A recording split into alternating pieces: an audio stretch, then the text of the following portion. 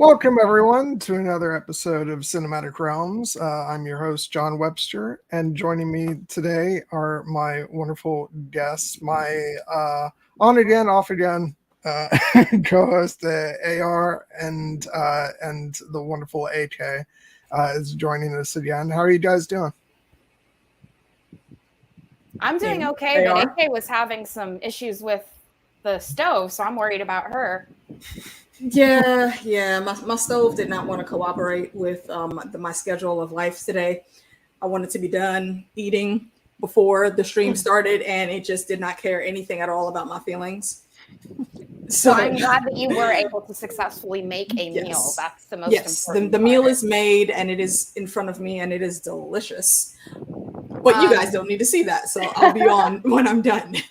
My day was good. I went to get some food to make my mom Mother's Day brunch tomorrow. So that's what I'm going to be doing. So happy early Mother's Day to all of the mothers and parents who are feminine presenting. Yeah, tomorrow is obviously tomorrow's Mother's Day, and we're doing Here Be Dragons, and thankfully we opted for covering at least half of the new season of Star Wars Visions, which is mother themed for much of it, because otherwise I was probably gonna get on there and just spend a big chunk of time just talking about my mom, and tears would ensue. That might still happen anyway. I see absolutely nothing wrong with that, sir. Yeah, I think that would actually be kind of beautiful. Yeah. We're never stay on topic on either Here We Dragons or on this channel for that matter. So I am sure that will still happen quite a bit. It kind of snuck up on me. I wasn't thinking about it too much, and then I'm like, oh God, it's Mother's Day, and this is the first one, which seems. I was going to ask that. I thought so. Yeah, which seems weird because I think I had remembered that I had celebrated her birthday in November.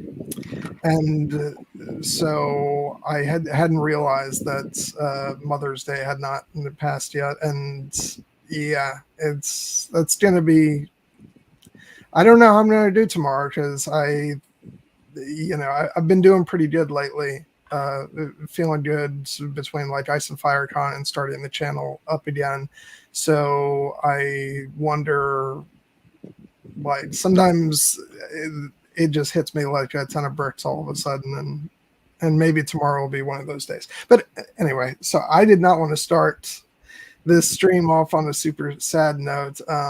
No. But it's not sadness. This is a celebration of a wonderful life that you miss. Which, by the way, I can bring this back on topic because I had forgotten that I had gotten my mom a wonderful, I believe, birthday gift 20 years ago when this movie came out, because I talked her into seeing this, and she was not like either a Tarantino fan or really a fan of like out there movies. I did corrupt her with this one. But once she loved the movie, I got her. And actually, I'm going to correct myself. Maybe it was probably more of a Christmas gift now that I remember. But I had gotten her this. Nice. Nice. Is one of those, it's a gift for you, but it's also a gift for me. Yeah. but she loved the movie, and she loved Uma Thurman in the movie. So and that actually has been sitting up on top of that shelf ever since we moved into this house, and it was decorating various spots in our previous homes. So like that's always there as a reminder of more so of mom than the movie. So, but yeah, it all comes together, because this is very much a story of a mother, and so it's fitting that I'm tying that together with Mother's Day and celebrating my mom.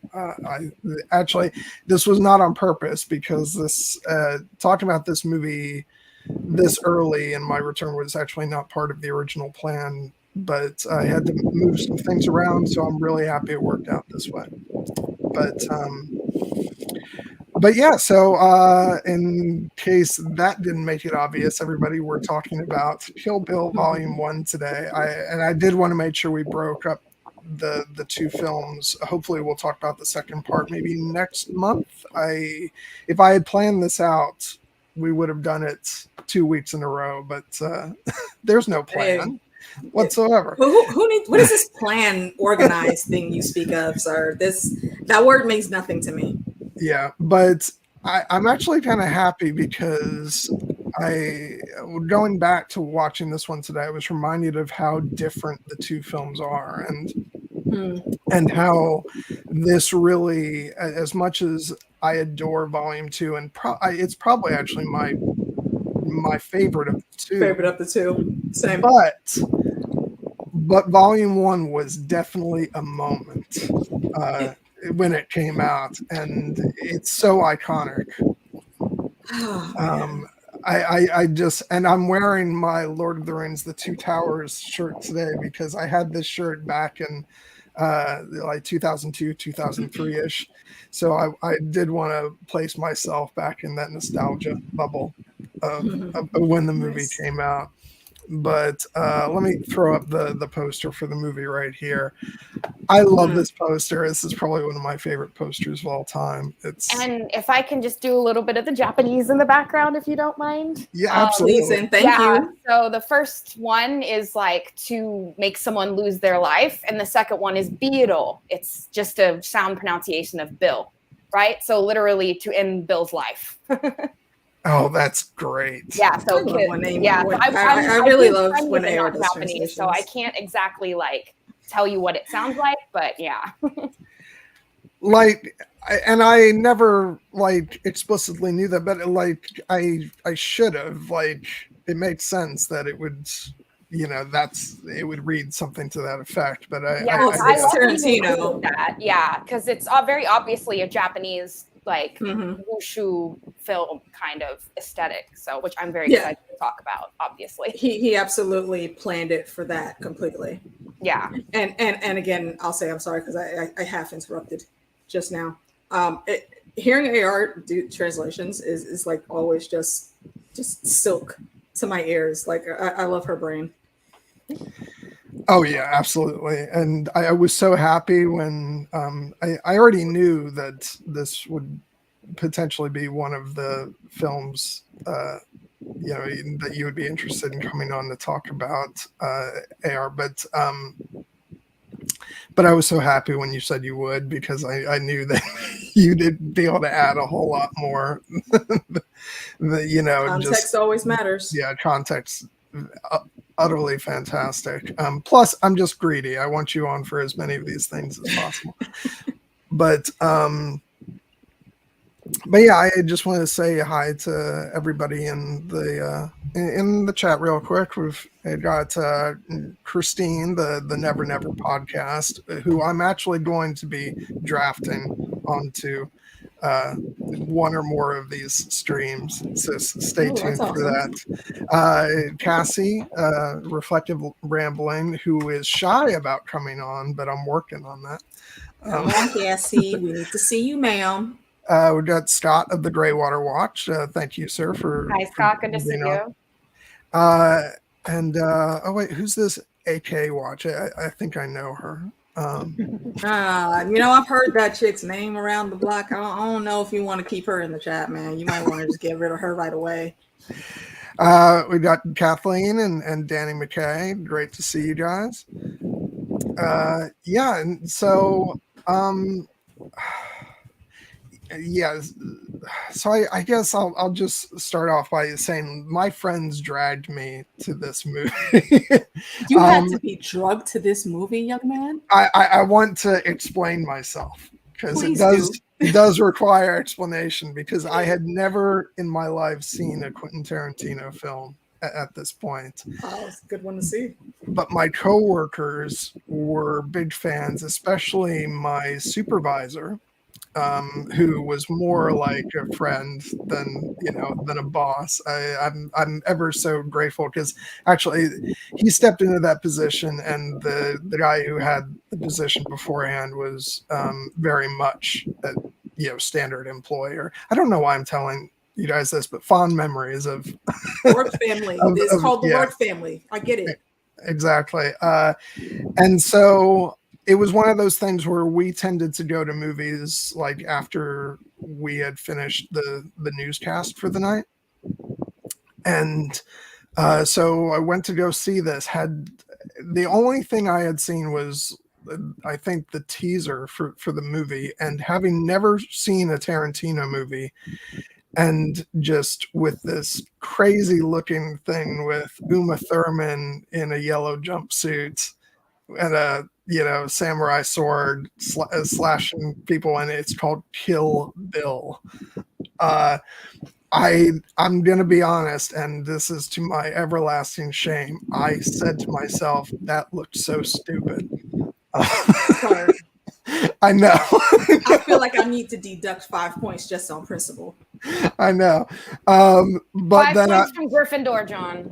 5 points from Gryffindor, John. We can't do that. But then I went to go see it, and holy shit, I said this to AR on Slack just about an hour or so ago. Like, I underestimate often just how much of a seismic shift this was in my appreciation of cinema.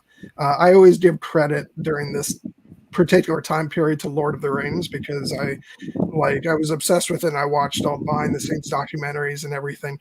But this was one of the movies that showed me, like, sort of stylistically what you could do with film, and from like a director standpoint, like how creative you could be, maybe how referential you could be. And this movie was like a barrage of different styles, and just beautifully constructed. And I was pretty much into it from the get-go, but especially by the time we get halfway through the movie and there's an anime sequence, I'm like, oh my God, I've never seen anything like this. And yeah, so I was instantly transformed into a Tarantino fan. And by the time number 2 had come out, I'd seen his entire filmography. And, I was just, I was absolutely in love. So that was... May I ask a question? Yes, go ahead. Did you ever hear about what the original plan for Volume 3 was going to be? Well, I presume it was going to be about Nikki, the girl, right? Yeah, it was good. He wanted specifically to wait for Nikki and the young lady that played Beatrice's daughter to grow up. So he specifically said it's going to be at least a decade. But I don't think we're ever going to get it anymore, sadly. Yeah, I'm still going to hold out hope. I know he said that his next movie will be his last one, but I don't know. I feel like I've heard him say that before. Yeah, Tarantino seems like the vibe I get from him is he could change his mind at a moment's notice. Then he'd be like, oh, whatever. I want to do more. So pretty much. I don't know. I still feel like one day we'll see it in some form. And maybe if he could get around that, if he wants to stick to the 10 film rule, he could do it as like a mini series on TV or streaming. I don't know. We're getting a Beetlejuice too. So they're really big into the revival right now. Apparently Hollywood can't come up with anything new. So they've got to revive everything. There's one caveat I'll give them on that. This is at least a continuation. It's not a redo or rehash. Yeah. Like, we're literally just moving on with the story. Like, almost all of the original stars are coming back to reprise those roles. So I'm actually kind of looking forward to it. And I'm slowly becoming a Jenna Ortega fan, so I want to see what she's going to do with that role. Yeah, I haven't taken the plunge into the Jenna Ortega love yet because I haven't seen Haven't seen Wednesday yet? Wednesday, yeah. I'm sure Me as either. soon as I do, I'll be like, oh, gotcha. all reports say that she rocked the hell out of that role, so it is absolutely on my list. I just don't have time to get to it right now. Yeah. Now, I just want to plunge, like, we don't have to go strictly in chronological order because normally Do I we like ever? to jump. Yeah, exactly. No one is new here. I like to jump around and stuff, but no, the reason why I say that is because I do want to start at the beginning because, and this might say something about me as a teenager on various levels.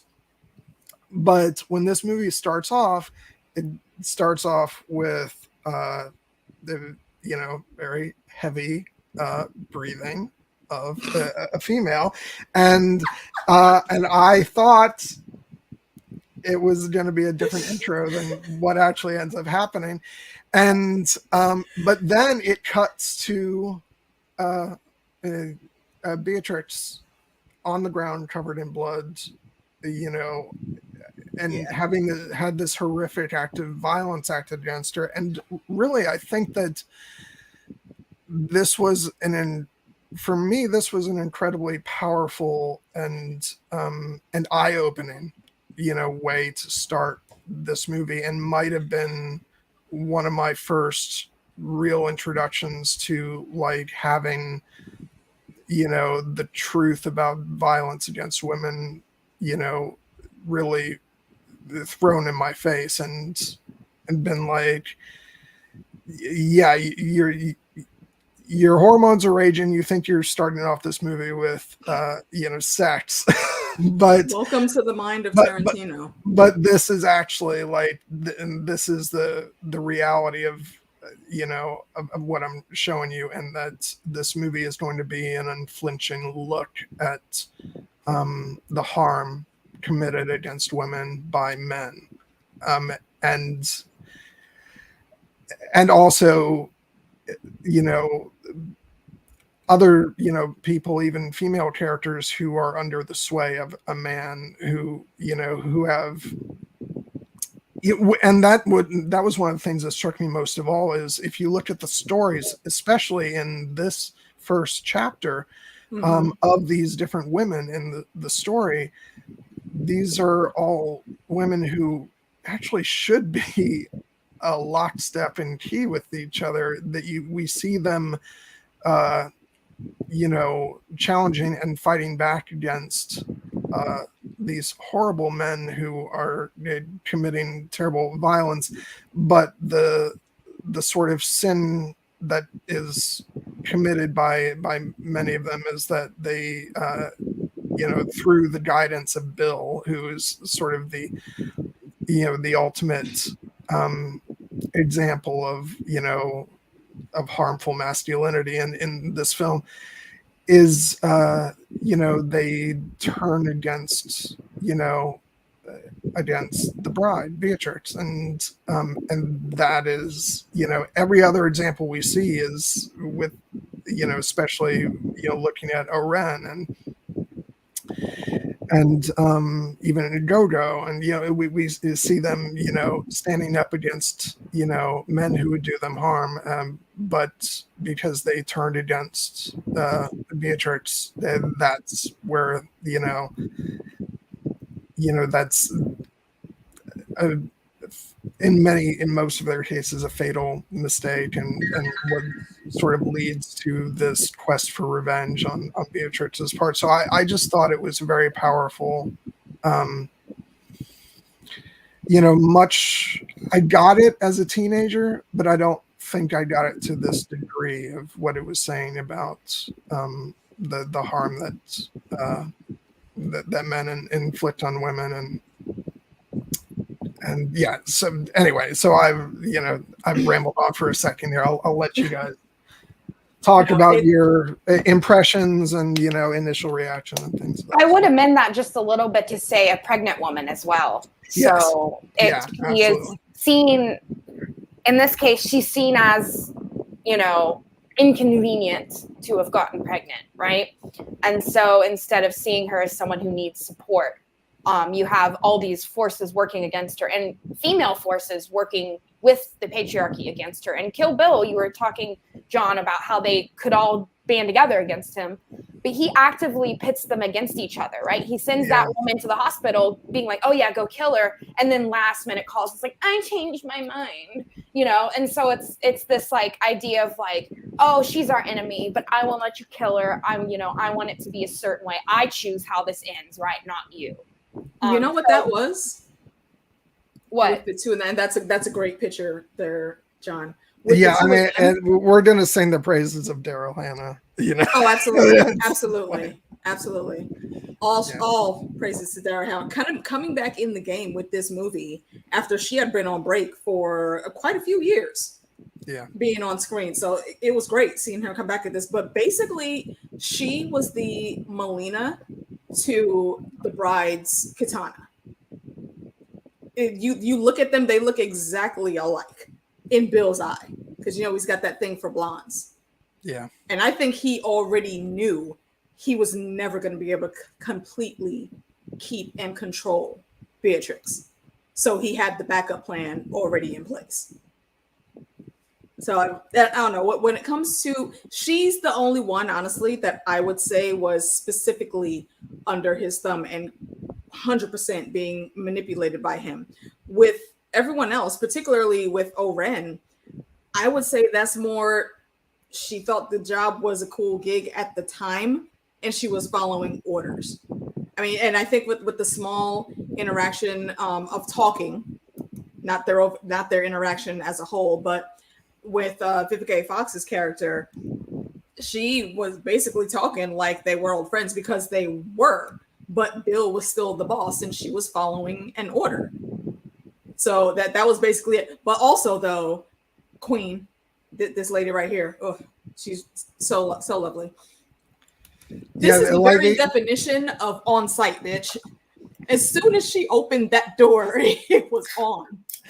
I remember, I think I felt this way even when I first saw the movie. The only downside about the Vivica A. Fox in the movie was that there wasn't more of her. Exactly. But man, does she nail it in the screen time that she has. She is so amazing from in the get-go. Every aspect. Vivica A. Fox has been one of my faves for many a moon now, and she remains that way. I think it is important to note that even though I believe, because when she marks off her name, Oren Ishii has already been marked off, right? So we are already we're seeing this chronologically. But to see this first, I think shows you how Bill is the ultimate betrayal. But this is like, you go, right, we're shown first her friend, right, who betrayed her. And, and it kind of hints that, they were pretty cool. Calling her bitch, right? You can kind of feel that, a lot of the tension is, we used to be cool, right? There was a hell of a sisterhood there between the two of them. And I think they pulled that off greatly, even though it was only in just a few words and a bunch of fisticuffs. You could still tell that, she was not just hurt physically, but that cut her. Like her feelings, she felt that deep in her soul. How could you do that? Again, I still want to say, I think she was just following orders, just like Oren, because both of them were pretty badass independently on their own. They didn't really need Bill for anything. They were just there while they were there, and that was it. Yeah, I'm not gonna be the one to comment on this. I could comment a little bit on the word bitch. So if you listen to rap, I think that bitch is being reclaimed. This is my feminist interpretation, as something that you can kind of say with pride, like I'm a bad bitch, So I think it's in this case, they're meaning it to hurt, right? They're meaning it to be degrading to her. But you also notice they pick bitch, they pick a very gendered term, right? And we have the guy with the pussy wagon, right? This is all very, very gynocentric. And so I think that the bitch part is not necessarily about we want to use a lot of cuss words. You know, Quentin Tarantino does use a lot of cuss words. But in this case, I really think it's showing that how women are pitted against each other and how they use gendered language to put each other down. All the time. That is a tale as old as time. Yeah, you said that perfectly. Yeah, Mean Girl stuff. Woo! I'm glad I'm not in high school anymore. Oh God. It's better in adulthood, but I will say it's better in high school. And I will say, even though now that I'm, grown up, there's obviously so many things terribly wrong with her acquired mode of transportation coming from this horrible, absolutely scum of, human being, if we can call him that. But can I just say that as a teenager, I found this fucking hilarious. That is one of the best things about the movie. And like one of my favorite lines, and I'll probably repeat it again once we get to part 2, but it's when she goes up and she finds his old stepdad, and he's like, you're in a car. They told me you were coming in a truck. She said, yeah, my pussy wagon broke down. I said, oh, the pussy broke. Well, I lose my shit laughing every time I hear that damn line. Oh my God. No, and also I appreciate how they wrote what happened to that asshole, because oh boy, if anyone ever deserved to get their head bashed in such a visceral way, it was that asshole. Yeah, and it's the most satisfying. It is literally the most satisfying death in the whole series. And one of the most agonizing, to be cut on your, oh man, I can't even think about it, but like where your tendons are and like you basically, it's just like, ow. That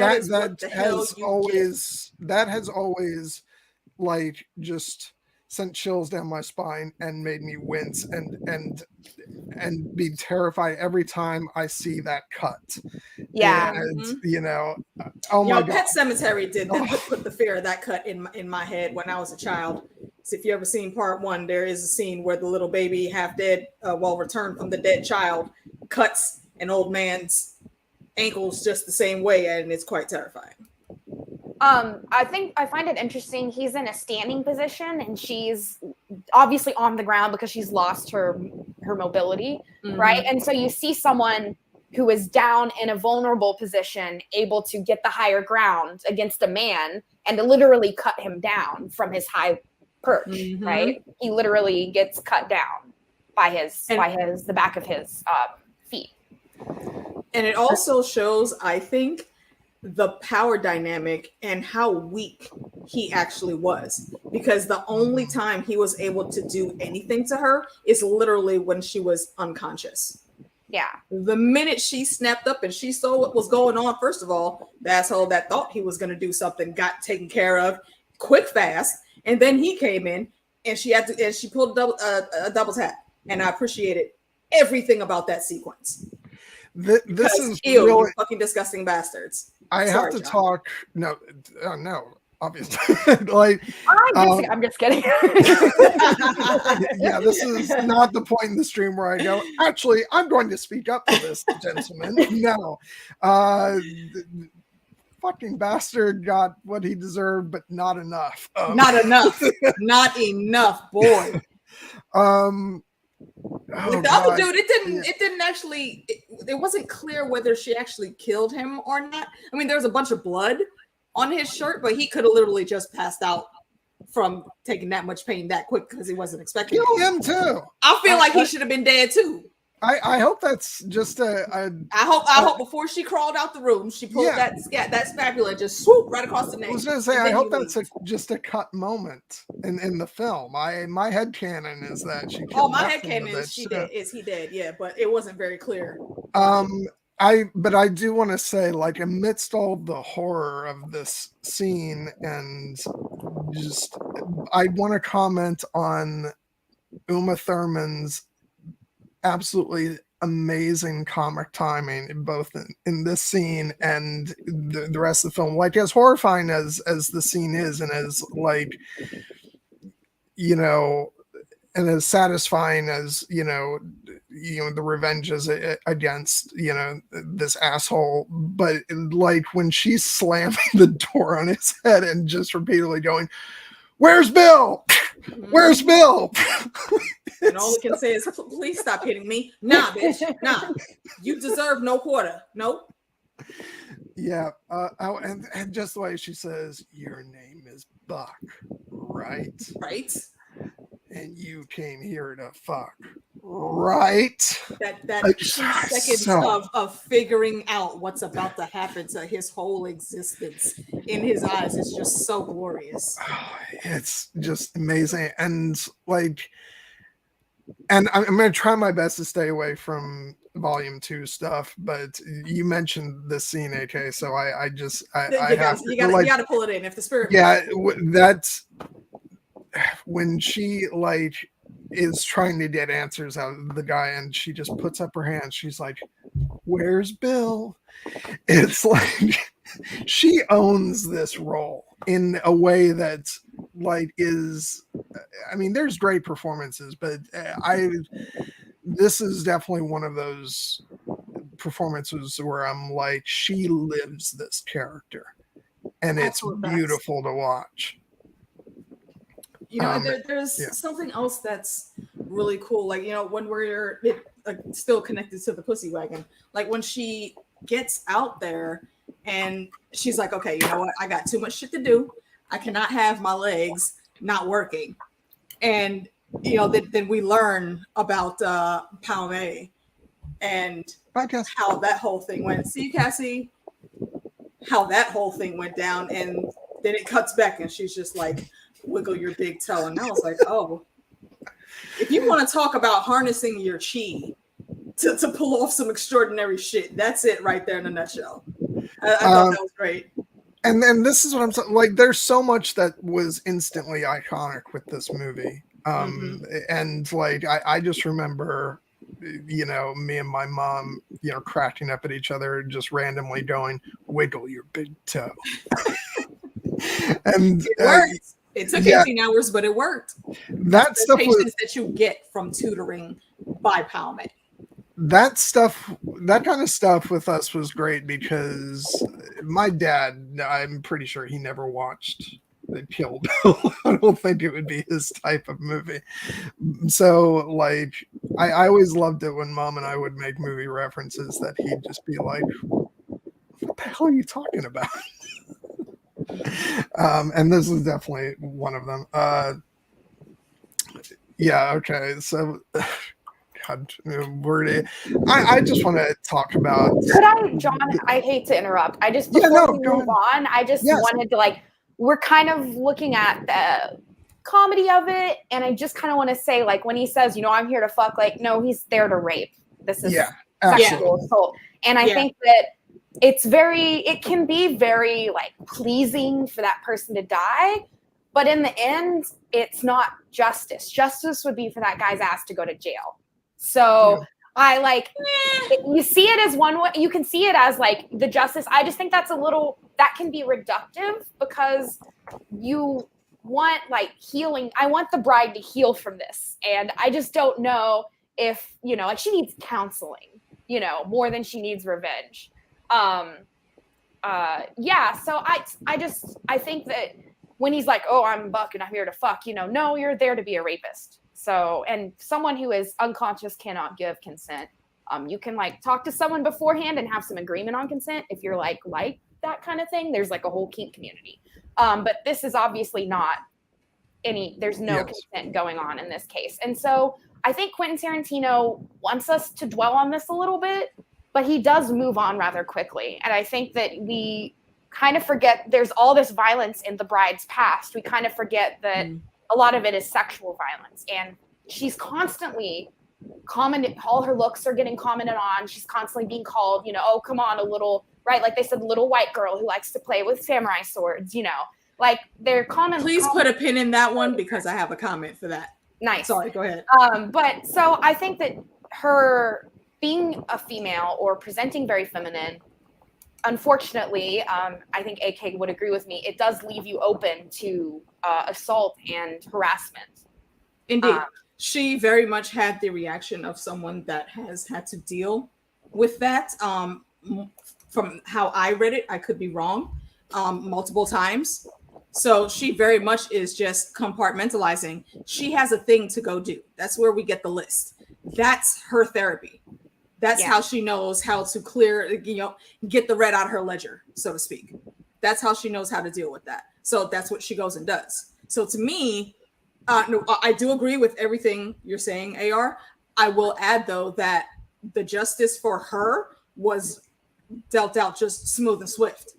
She didn't have time to wait for him to go to in front of a judge. Yeah, of course. And it's a movie about we chopping that now. Revenge. Yeah, I'm just saying that, like, we have this like initial yes reaction, but then I'm also like, oh, she's not really dealing with the pain. She's just kind of white, and this is all about pain. This whole movie is about internal strife.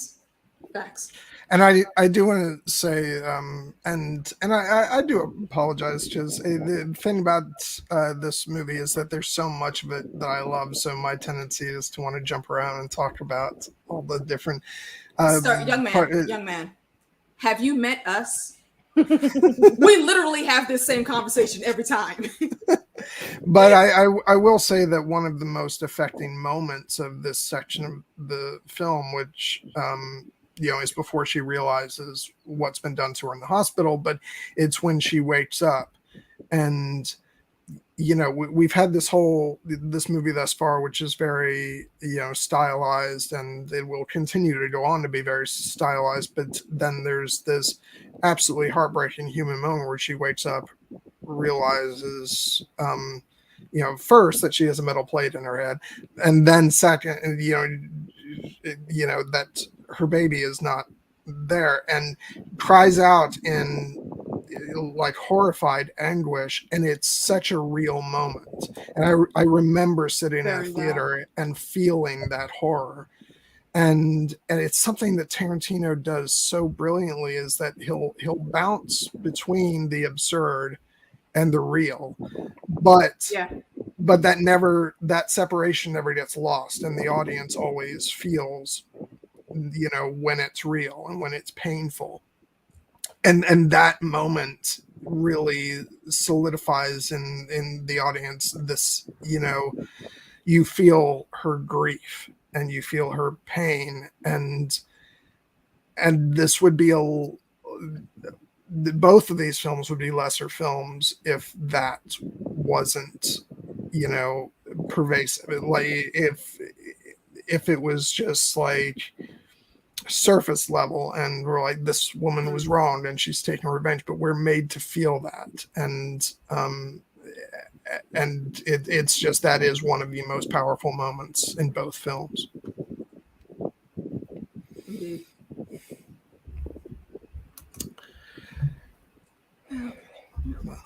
I actually want to address Scott's comment about having a white lead in a martial arts film. This is something that Americans are kind of used to, right? We've got like The Last Samurai, there's very much Carradine himself.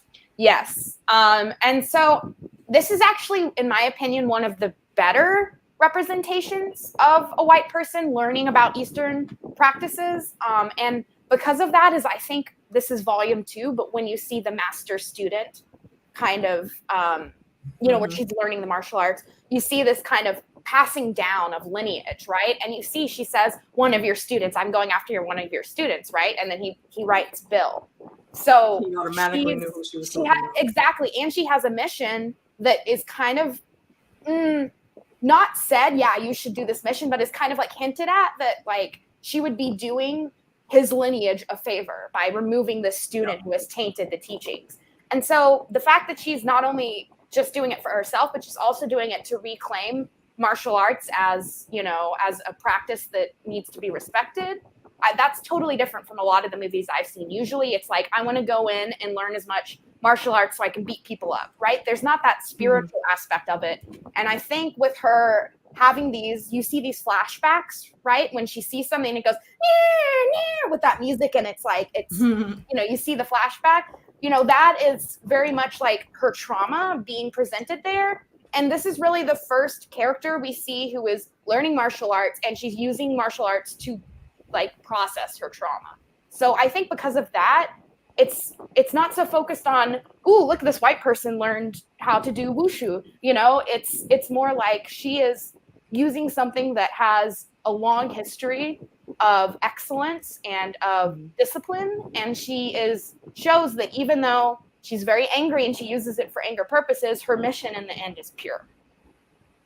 And also, to add on to that, because we're talking about Hattori Hanzo, when she gets there and she goes in, she very much knows what respect means for that culture. And she does not make a move without asking permission first.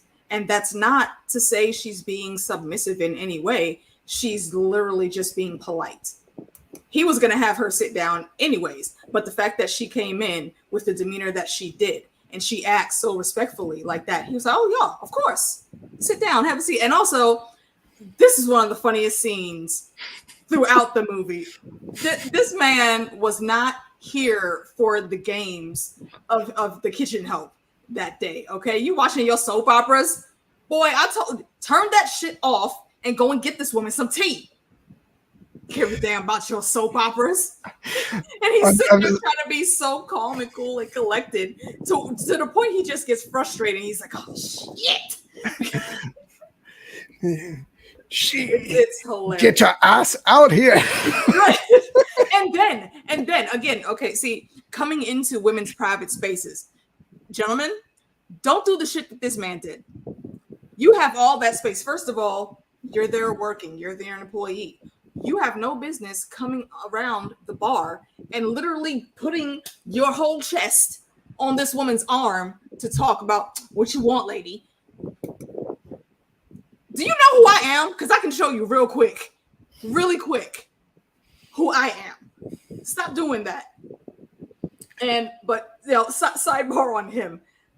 What I'm getting at is the respect that she showed throughout their whole interaction, throughout the whole conversation, once she actually said why she was there.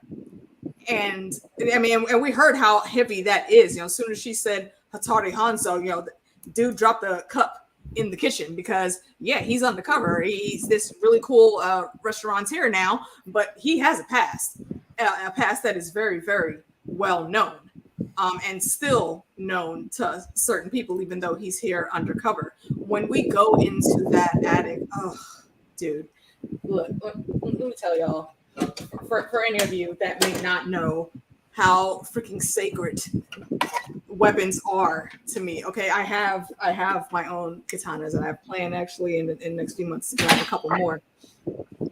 But that whole room was just one of the biggest eye orgasms I've ever had. And again, their interaction is so respectful. That's how when she says what she says, that's how he knows automatically without her having to say the name that she's talking about Bill. And This man has made a vow to never, ever, ever, a blood oath to never make a weapon that's going to harm another human being again. And he breaks that for her, free of charge. Because once she handles this student, that's also wiping off all the red out of his ledger too, because he's responsible for Bill. Yeah, which I've always loved because, and this goes back to what I was saying earlier about there's a big difference between Volume 1 and Volume 2, and I feel like Volume 2 is the very human, like brings everything into perspective. Character-driven story. Volume 1 is a mythology. And it's the fantasy of that life.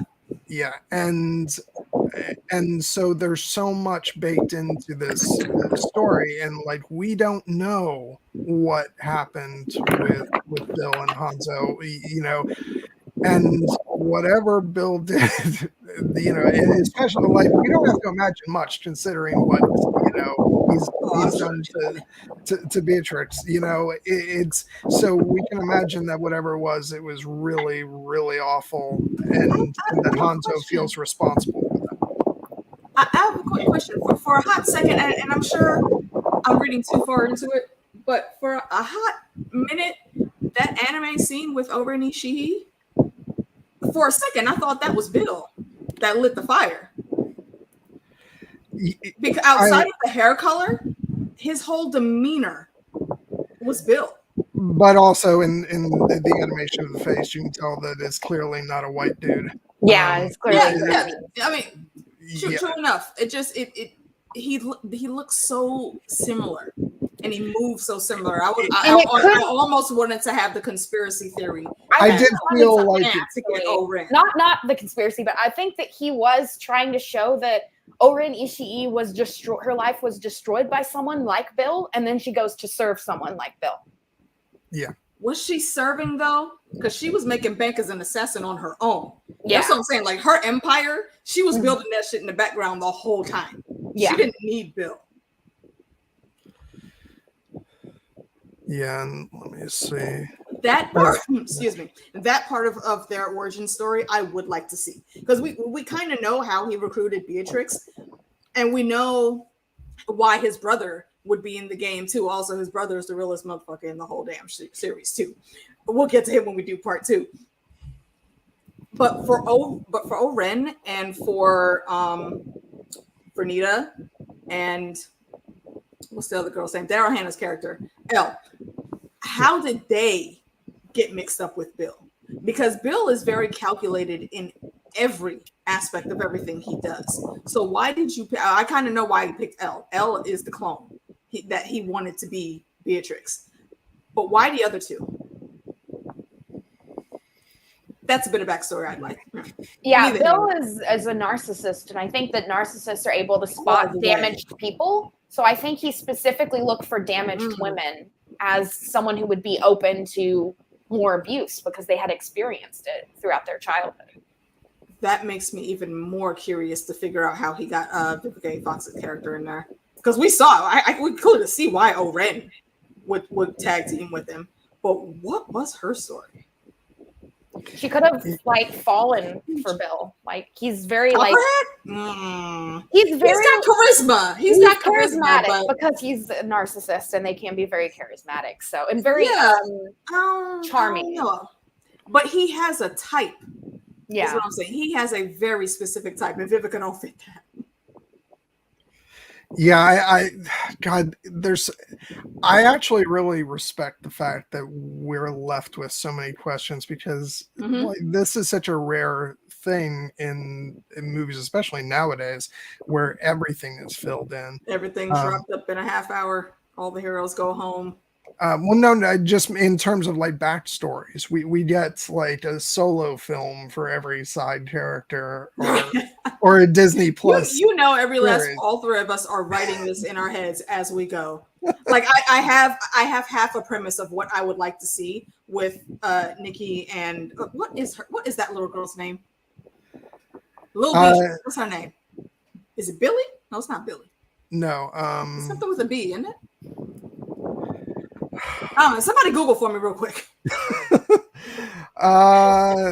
Yeah, I should know this. I'm being shamed right now. But it may be considered as being woke or whatever. But honestly, a good tie-in if they wanted to do it, if they wanted to flip the revenge plot, I would say they could play Nikki's character if y'all saw Kaleidoscope on Netflix, how the daughter of the main character, she came in and they saw her doing a grift to prove a point to her boss, this client her boss was trying to pull in. And she basically, made this girl fall in love with her and then ghosted her once she got what she wanted. I feel like that would be a really good grift and a really good angle to bring Nikki into the situation because Nikki knows what happened. But we don't know if Beatrix is actually ever going to tell little kiddo what the real deal was. I feel like she would, but also that she would try to keep her away from any type of danger like that. Yeah, of course. I just looked it up, and some other people were typing. BB. Her name is BB, which of course Beatrix and Bill. Of course, like AR said, narcissist. Yeah, he couldn't even give the girl her own name. Oh God, still living that fairy tale. Yeah. we're going to talk about this when we get to part 2, but I am so torn between like a loathing for Bill as a human being, but also the way David Carradine plays him is just so utterly magnificent. He's a petty bitch. He's a petty bitch. This whole story, while yes, it's about a mother going and getting revenge on the assholes that wronged her and getting her daughter back, it is very much a freaking fuckboy that got his feelings hurt. So now he's mad at the world and wants to see everybody burn. Everyone that he still loves. He is very much still in love with Beatrix. But he's not going to tell everybody else that. He's just going to give the order. Here I go. How many times did they actually killed this woman? And she never died? I mean, here I go again, pulling a line from volume 2, but it's, folks, I'm not going to be able to help it. If it's pertinent to our discussion, just the fact that, you know, what he says, you know, in that final confrontation where he says, I overreacted. It's like...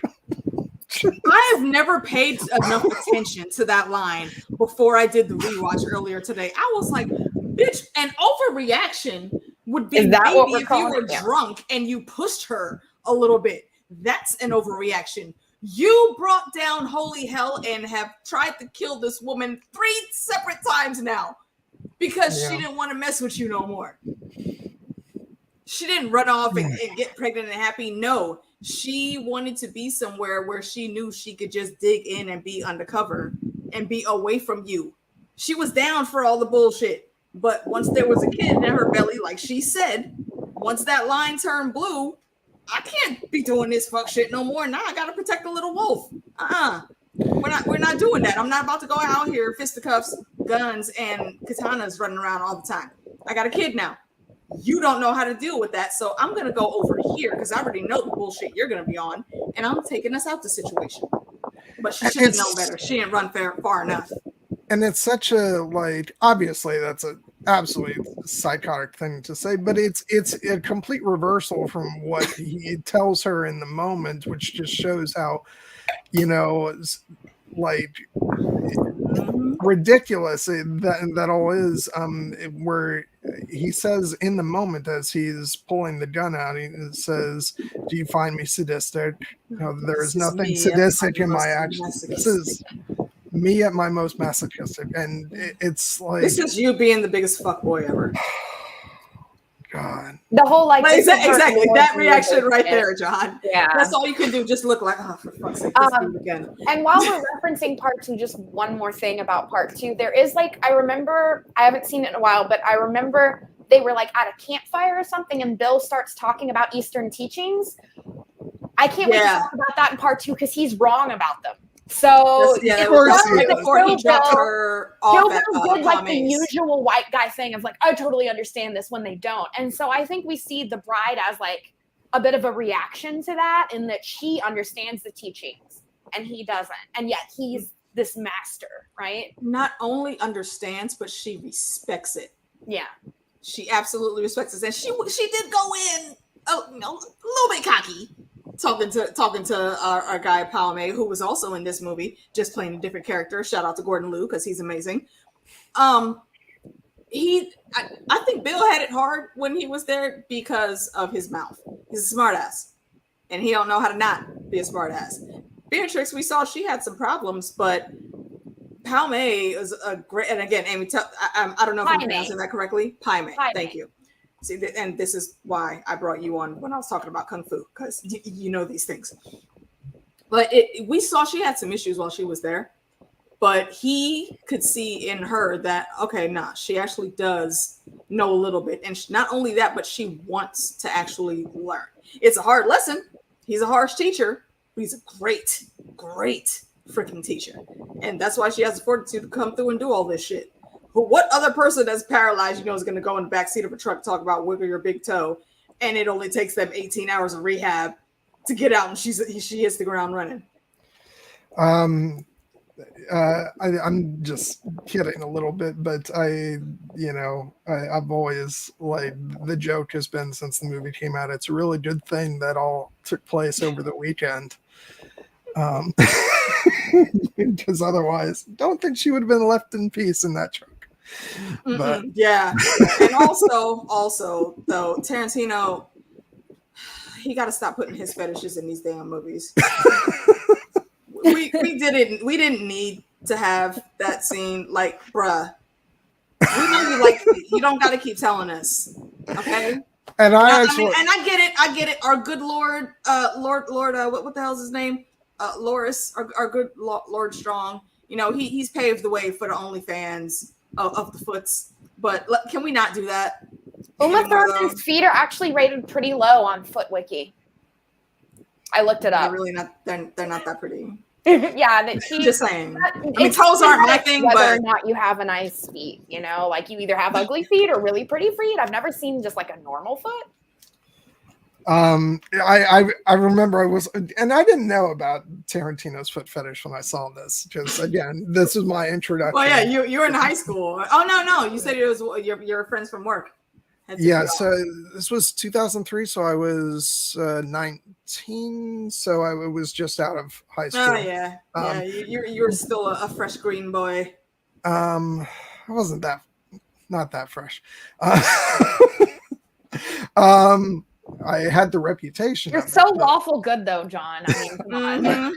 All the time. I know. That's why most of this, like the stuff that I post on Twitter that I should be embarrassed about, I think maybe some people think I'm just having a laugh because they don't expect it from me. Anyway, different conversation. When you talk about the Phantom Menace, I think they think you're doing a bit.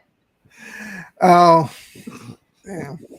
You're like, I don't. Well, I would say that they're just not paying attention then. So I mean, yeah. No. But what were we talking about? I got sidetracked. By the way, sidetracked. How are you gonna ask us? We get sidetracked just as much as you do. By the way, I want to like that wasn't even what I was talking about, but let's put this down on the record. I am absolutely serious when I talk about the Phantom Menace. Yes, okay, you're all gonna have to get over that. Yeah. Okay, wait. So I have not seen those tweets. What just that it was that I love the movie and I've loved it since. Decent flick. Since I first saw it, when I saw it in 1999, I saw that one in theaters. Yeah, that was one of the most like monumental theater experiences I ever had, and I'm still like, yeah, I recognize flaws in it, but it's still very nostalgic to me, and and so it's always going to be a favorite. And I think people who actually do believe me when I say that just try to humor me. But it's like, whatever, I am who I am. You like, and I know this is another Star Wars anecdote.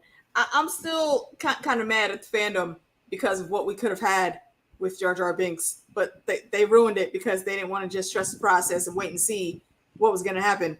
I thought that would have been some very clever storytelling. Yeah, and also him and his people have a somewhat West Indian esque accent, and I'm from the West Indies, so where was the let him cook meme, back then? It was too soon, apparently. Yeah. Okay. Back to Kill Bill. Very bad. I don't even remember where I left off. Quentin Tarantino and feet. Oh yeah, no. We should probably move on from that.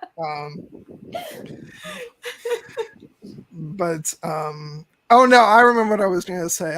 I did, and all love and respect to Uma Thurman. Like, it's an absolutely stunning actress, a beautiful woman. But I do remember seeing those feet. I'm like, it doesn't match such a beautiful person. Those are interesting.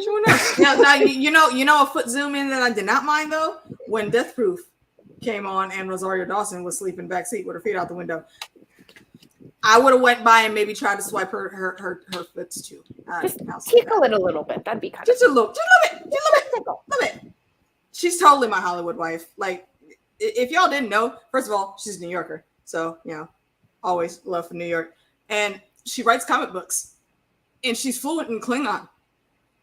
Like, Rosario Dawson is literally like one of the best nerves in the game, and I mean, she's playing Ahsoka now. She's just freaking spectacular. Yeah, where's the R-rated Ahsoka? Can't we have that? I mean, I feel like if the story was right, Star Wars she After would Dark. do it. I feel if the story was right, I think she would do it. Rosario, a wild cannon like that. Some folks don't know that. Oh, it's a matter of time. Every one of my streams always turns into To the a thirst horny. stream. I mean, Yeah. do you see either of us complaining, sir? I did have to kind of hold myself back from wearing the Kira shirt again today. So Why? I know I really shouldn't. Feel yourself, bro. But no comment on that one. There we go. It's completely off the rails. We've done it. I'm sorry. You know what? We're halfway through. Let's just do the mid-roll because there's no recovering from that.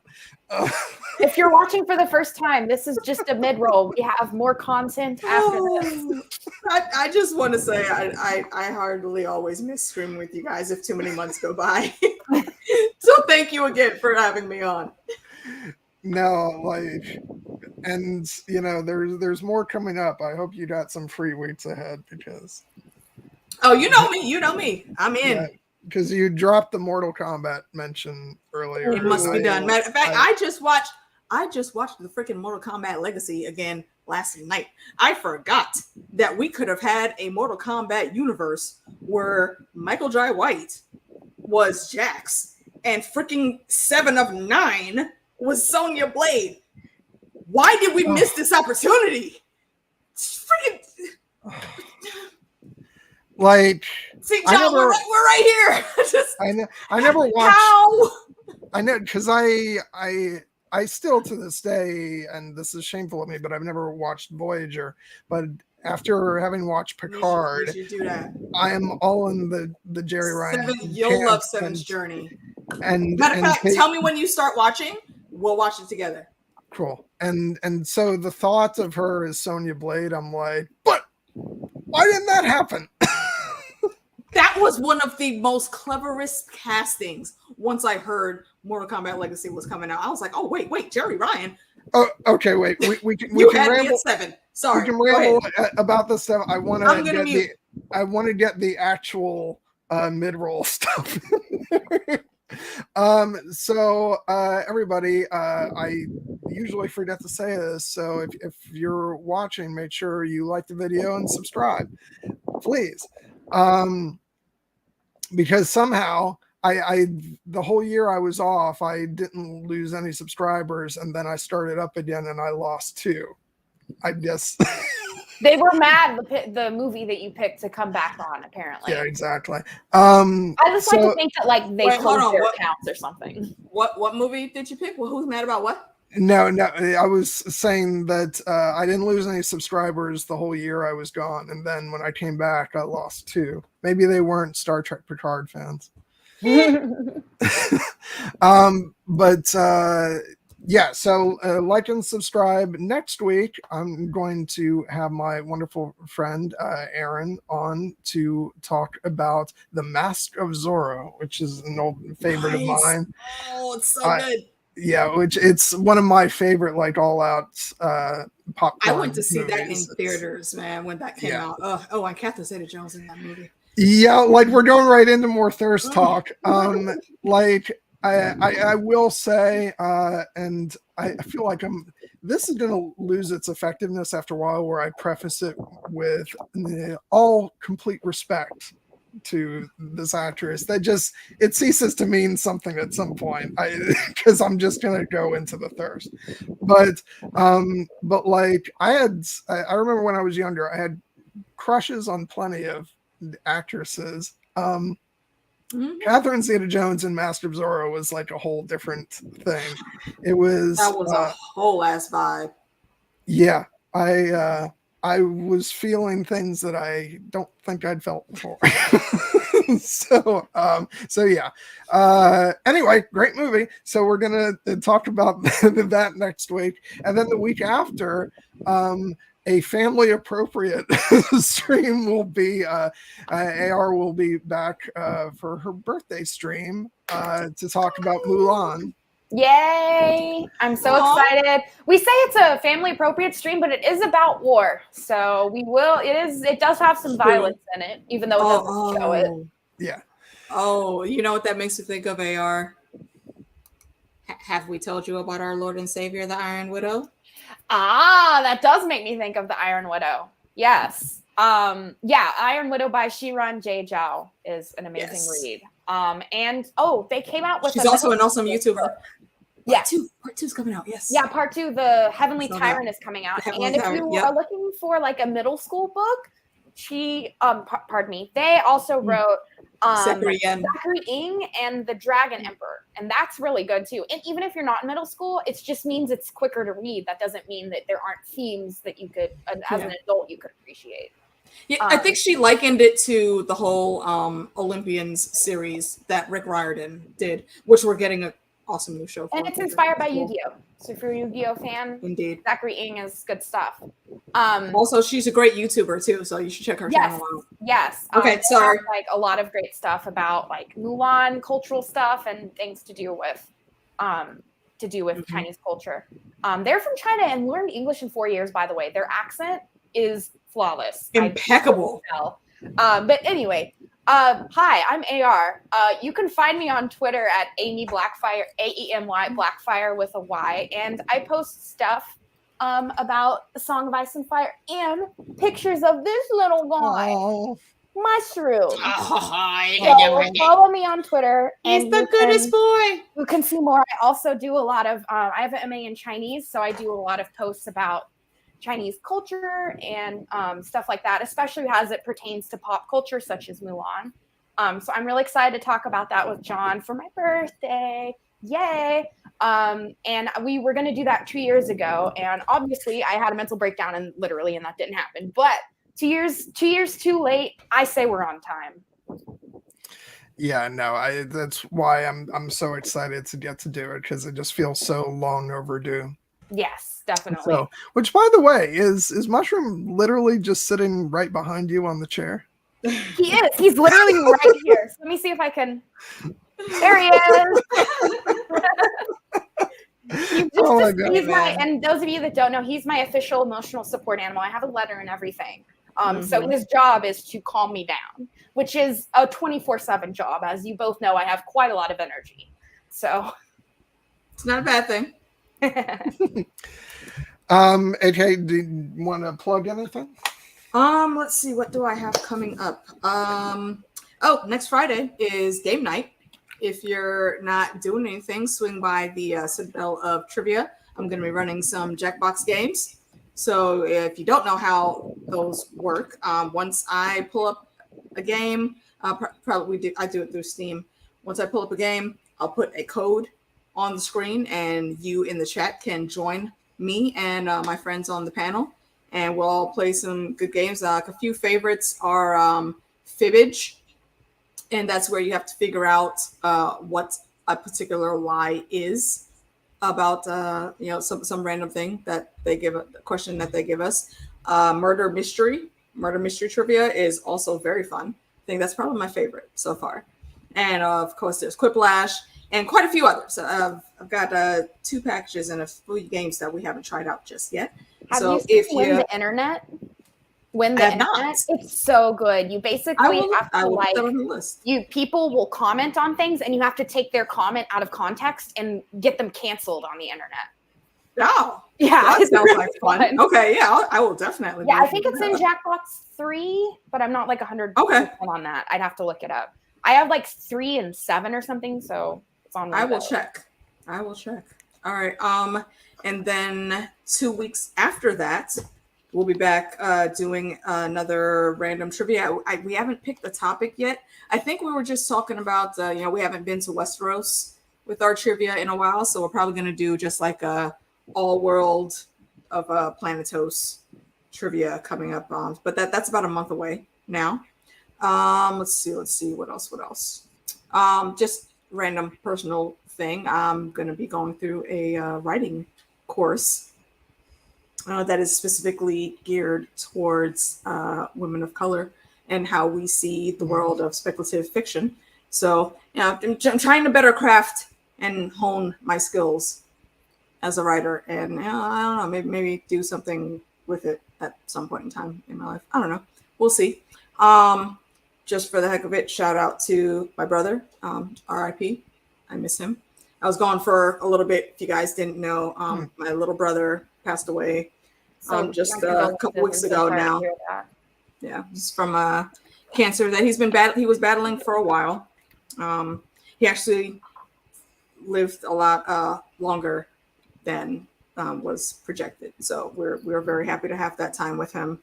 And I was lucky enough months ago before my surgery to be able to go to Brooklyn and see my family that was there, particularly see him, spend some time with him, because very shortly after I got out of surgery, things were going downhill again. So I hurt him. He was our youngest, our baby. So it was really hard for my dad because he was his only son. So yeah, we all felt the kind of way. But shout outs to him. If you ever think about it later on, just shoot some positive energy up to the stars for me. Don't be sad about it. I'm trying not to be anymore.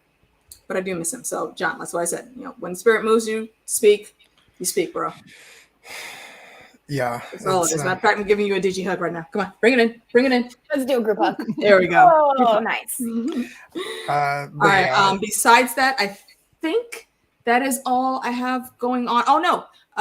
If you don't follow DJ11 on YouTube, you should follow DJ11 because me, him, and Fandom D Saint, we break down TV shows and some movies. We've been rocking all together for probably a good 7-8 months now, I think, coming up on a year. Right now, we're on the tail end of Kaleidoscope on Netflix. If you have not watched Kaleidoscope, please go watch it. They very cleverly did it to where each episode can stand alone. And if you look at your Netflix and a friend's Netflix, your episodes are not going to be in the same order because they geared it specifically that you could start anywhere in the story and still get the full story. It's very cool. It stars Giancarlo Esposito. I'm sure you know who that great man is. He's been in the game for quite a long time. Recently as Stan Edgar on The Boys, that is on Amazon Prime.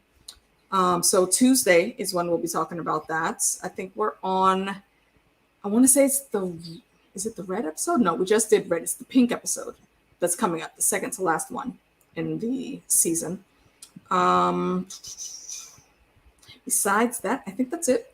For myself personally, I am going to start working on some things that I want to produce for later on in the year. So actually, probably going to hit you two up, see if you want to jump in and tag team on some randomness with me coming up in October. Sounds fun. I would very much like to, because I didn't know, I think it was last October, you reached out to me and we were going to do a House of the Dragon discussion. Yeah. But unfortunately, that was right when everything hit. Everything was going to hell for all of us. Yeah. And then I had me half dying with fibroids. It was ridiculous. Yeah. So it just didn't come together. But yeah, I would absolutely love to come on and talk something with you. So yeah, definitely. We'll figure something out. Oh, I was gonna say, okay, did you see the sad news about Kung Fu getting canceled? No, I did not. You know what? I still have to watch season 2.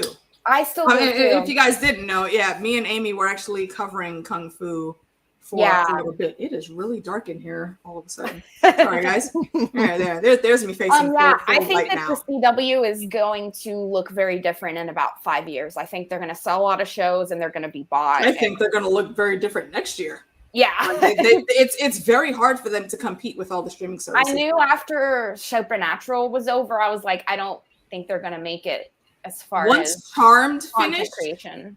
That was nearly the end for them. If they didn't have Supernatural when Charmed was done, they would have been done a lot sooner than now. Yeah. Anyway, sorry, the CW. I talk about it because I love it. I grew up on Vampire Diaries. Like, I freaking love the CW. I will say for the CW, they had their shit together far more than DCEU did in the movies. Just saying, all of their DC properties, all their worlds connected, and were done quite well, actually, from what I saw. But yeah, that's neither here nor there. That's all I got, John. I love these parts of the streams because it just reminds me that what we really need to do is to have a stream where we just ramble. We just ramble about random stuff, which is almost what we do. So what I hear you saying is like you want to come hang out one time. Yes, we can do that. Oh, we can. I was going to say that's pretty close to what I do on here, but not quite. But absolutely, Amy's been on one of my bullshit streams before. Bullshit streams are fun, and it was fun as hell. It was for New Year's. We did the countdown. Oh my god, it was. Yep. Didn't you go for like 24 hours, or was that another New Year's thing? I'm thinking. No, 24 hours. That was Custom Co. Yeah, that was Heidi that did that. I only did the New Year's Eve countdown. Okay, nice. Okay, it's absurdly long mid-roll, so let's get back to talking about the absurdly. I mean, I don't think anyone's complaining. Well, it was really funny because you remember AR when we sort of flirted with the idea of when we temporarily switched over to doing like a podcast and pre-recorded episodes, and I had the idea that in the spirit of podcasting, like we'd start off, each episode with like 10 minutes of banter and stuff, and then I got somebody commented on the videos. It's like there's way too much bullshit in the beginning. Get to the topic. It's like, oh well. But anyway, back to the movie. Where do we want to go next? We can go anywhere. Let's break down the fights, because that's the actual conflict. So technically, small backtrack to the beginning, because the very first real fight that we see is Vivica A. Fox and the bride. And again, like I said earlier, that was the very definition of on-site, bitch. For those of you that don't know what that means basically there's been beef between two people for whatever amount of time, and one or both parties will always say, yo, as soon as I see you, I'm about to whoop your ass. That's what on-site means. So as soon as that door opened and she saw her face, all we saw were hands, fists, kicks, hair going everywhere, both of them looking beautiful as fuck, getting bloody. I don't know why that is a thing that happens, but it did, and I appreciate it. It was freaking, and Vivica A. Fox, seamless in that movie. As soon as the baby comes home, she just turns and looks at her like, hey, like she's still got the knife out. Mind you, she's still ready to go down if she has to, but she recognizes her baby is about to be in house. She's not trying to do that shit. So immediately, of course, Beatrix is a mama. She understands. I mean, honestly, even if she wasn't a mom, I think she would understand, because, like I said, for everybody in the group, like all three of us think they had a really good friendship between each other outside of all the bullshit. So she's going to take that into consideration, and they both calm down. Baby girl walks in the room, and she's like, Ma, you good? What is it? And of course, like every parent that wants to cover up some bullshit. That dog that you have came in here and fucked up everything. Ma'am, you want me to you want me to a little tiny puppy dog came in and did this? Y'all both bleeding. Can I just say that must behind your back? Can I just say that must be the most well-behaved dog ever to exist in the world, because it's not bark. They never showed the dog. Yeah, exactly. The dog. So maybe it's an outside dog and it's in the backyard. It's in the backyard, or it's upstairs in Nikita's room, and the door was already closed. Because I never left my room and would close my door regularly, but I know some families do that. basically that was my mom saying, I'm gonna be able to look and see what's in your room at any given point in time. So you might as well just leave the door open. And yeah, that's what happened. So I would say that if the dog isn't outside in the backyard, then it's upstairs in Keita's room, and it's probably a small, little, tiny, cute, fluffy dog like Mushroom. So he wasn't gonna be trying to come down there and be in their business anyway. As long as his baby boo, as long as Nikki wasn't there to get hurt, I don't think it was gonna be a problem. But no, I do love this, and just when they both put the knives behind their backs, and she's like, "Hey, baby, how was school?" and you can already tell this little girl is so smart. She lucky reminds me of my niece. This is what I say. I got to spend another good thing about going there. Sidebar, sorry, John, but it's on my heart. My little baby boo. I've only been able to spend time with my niece like one other time before the couple weeks that I was there, and she's a smart child. And I know everybody likes to say that about their kids, but I told my sister she needs to get her tested because I suspect she actually has an eidetic memory. She is just turned two, speaks very well for a 2-year-old. Her grandma got her some, those workbooks you can get for babies, like showing the colors and animals and all that. She got these at a level that she thought London was under, so that she would help her teach her what things are. She showed London the book, and my girl finished the whole book in 15 minutes flat. She looked at all the pictures, pointed out everything. It's apple, whale, shark, tiger. And her mom, my sister, is sitting there looking like, okay. And then my stepmom, her grandma, pointed to a picture of a dolphin, and Sherry was like, well, I don't think she knows what that is. No, she said exactly what that was. I know, that's dolphin. The book is about this thick, mind you. She got through that whole thing, pointed it all out. She doesn't know how to write yet, obviously, so she can't do any of the writing activities, but she knew everything that was in that book. This little girl, a song came on one night, and she came downstairs and said, Grandma, love song, let's dance. Because, she's 2, so she still speaks with a little bit of a lisp. First of all, how do you recognize that is a love song? And why do you know you're supposed to dance? Nobody told you that. Nobody told her that. We sit there, we watch London all the time. We're literally looking at her like, how do you figure this shit out? Kids are smarter than people think they are. So I thought when Nikki walked in there, she assessed the situation correctly, and she just knew. And I don't know if you guys had parents like I did, but when you think that you should ask for more information, you kind of get the gist in the atmosphere that you should not ask for more information. So she stays quiet while she's looking around. This is mommy's friend, Beatrix, that just came in to see her. Like, hi, honey, how you doing? And they're both like lock and key. They both sink into step. But she's still looking at him like, you could tell she does not believe any of the bullshit that they are saying. Should a 6 or 7-year-old, that's about how old she looks, should they be able to decipher situations like that? No. But I fully and firmly believe that girl was already in training to kick whoever's ass she needed to in her life, because I feel like from what we saw of Vivica's character, that's exactly the type of person that she would be. No, you be a kid, go out there, have fun, do your thing, go to school, please pay attention, learn all of the book stuff you need to learn. But when you come home, we're gonna go to the other school, and I'm gonna take you in the basement and show you all these moves and how to choke a bitch out within 3 seconds flat. That's the kind of mind that I think Nikki has. And I really, really, fingers crossed, like all of the things crossed, hope that we get a part 3, because her as an adult put up against a child raised by Beatrix Kiddo, how does that not make for a great story?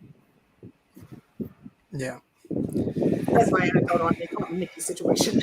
Yeah, hopefully we will get there at some point. I just want to mention real quick about really all the music in this film. Like, I've been waiting for you to bring up the music. I wanted to bring it up in the beginning, but I said, nah, that's John's thing. Let him lead. Um, Everything yeah, on the song I will. I is will admit that I know, and RZA did a bunch of music for, especially for this one. John. Yeah. Can I? It's RZA. It's RZA. Yeah, I was just about to be like, no. You know, I heard that John does enjoy the hip hop. Well, this is evidence. What I was going to lead into is, say, I'm not that knowledgeable about those contributions because I'm not familiar. Have you ever seen what is that? What was Tony Jaa's first movie? I want to say it was the Protector. But anyway, the music for that movie was done completely by RZA. And he also did the soundtracks for The Man with the Iron Fist, Part 1 and 2. That's I've really just done myself in. But it's, yeah, for me, the music that I think it was like all the, you know, the songs that get used throughout the film, especially in the scene where Hanzo presents Beatrix with the sword. I think it's called The Lonely Shepherd. That was a Karate Kid moment. Yeah, and then it gets brought back for the epilogue of this film, and it's just absolutely beautiful. And you know, it's only used twice in the film. It's not used, you know, in the second one, but it feels like that's why it's so impactful. Yeah, it feels like almost like the spiritual theme of, you know, of this film, and then Don't Be Misunderstood, you know, used in the fights between, you know, Oren and Beatrix. It's just like Santa Esmeralda. Yo, that song, particularly the extended version, is still on my playlist to this day. Matter of fact, I was listening to it while I was cooking. You want to talk about small question that I'll have after this for you guys, because I'm very interested to know, and I think our friends in the chat would like to know too. But you want to talk about picking a good fight song. Yo, when she actually sidebar, because a couple scenes before that, when she went in, that band that was playing the 5, 6, 7, 8s, the cool random origin story for them being there. Tarantino was shopping somewhere and he had to hurry up and get to the airport, but he was in a store and he heard one of their songs and he was talking to the clerk like, yo, who is this? And the clerk is who had the CD. So he told him who it was and whatnot. And he was like, okay, I'm going to forget this. Like, can I buy that CD now while I'm here from you, please? And the clerk gave it to him, and he called them, set them up to come in and play a song for the movie. They came in fully kitted and booted, no costume, no hair, no makeup, none of that needed to be done because they came to the set ready. All of that, everything that you saw next to them on the set in the scene, they brought that already ready to go. And like, first of all, the professionalism of that coming through was freaking fantastic, and they're a really good band. Like I've since I heard of them when this movie first came out, I've been a fan. So I loved that happened and they were in there.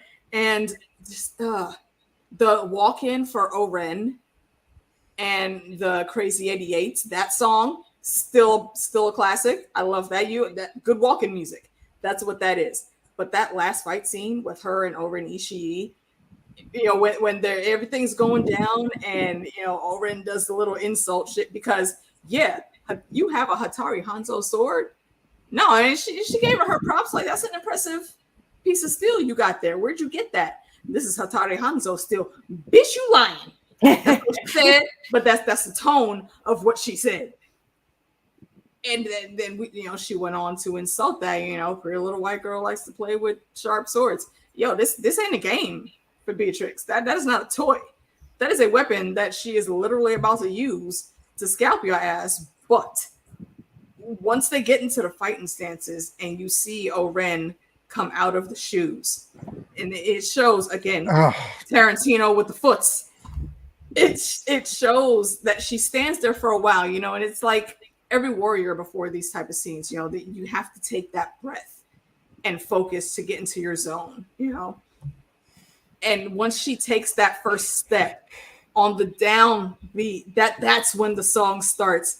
And I wish music, freaking YouTube would chill on the music, because we could play clips of it, but I don't want to mess up your channel because they'd be stupid like that.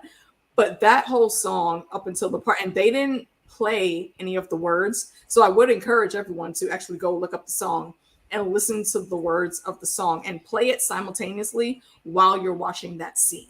It is one of the best songs to be picked for a fight scene in a movie, in my opinion. I love that freaking song. And Oren made her work for that win. Like, this wasn't no easy thing. It's Oren Ishii. We already saw how freaking ruthless she could be. The child was literally born in blood and fire. She does not give a fuck about killing anyone. And she thought for sure she was about to hand Beatrix her ass, but it didn't work out like that. And I appreciated that she was a woman about the shit when, she did one taunt too many, and Kiddo came back. It's like, you know what? Attack me with all you got, bitch. Come at me, bro. And she did. After being freshly wounded, she got her ass together real quick, and she was like, oh, you know what? I insulted you earlier. That's my bad.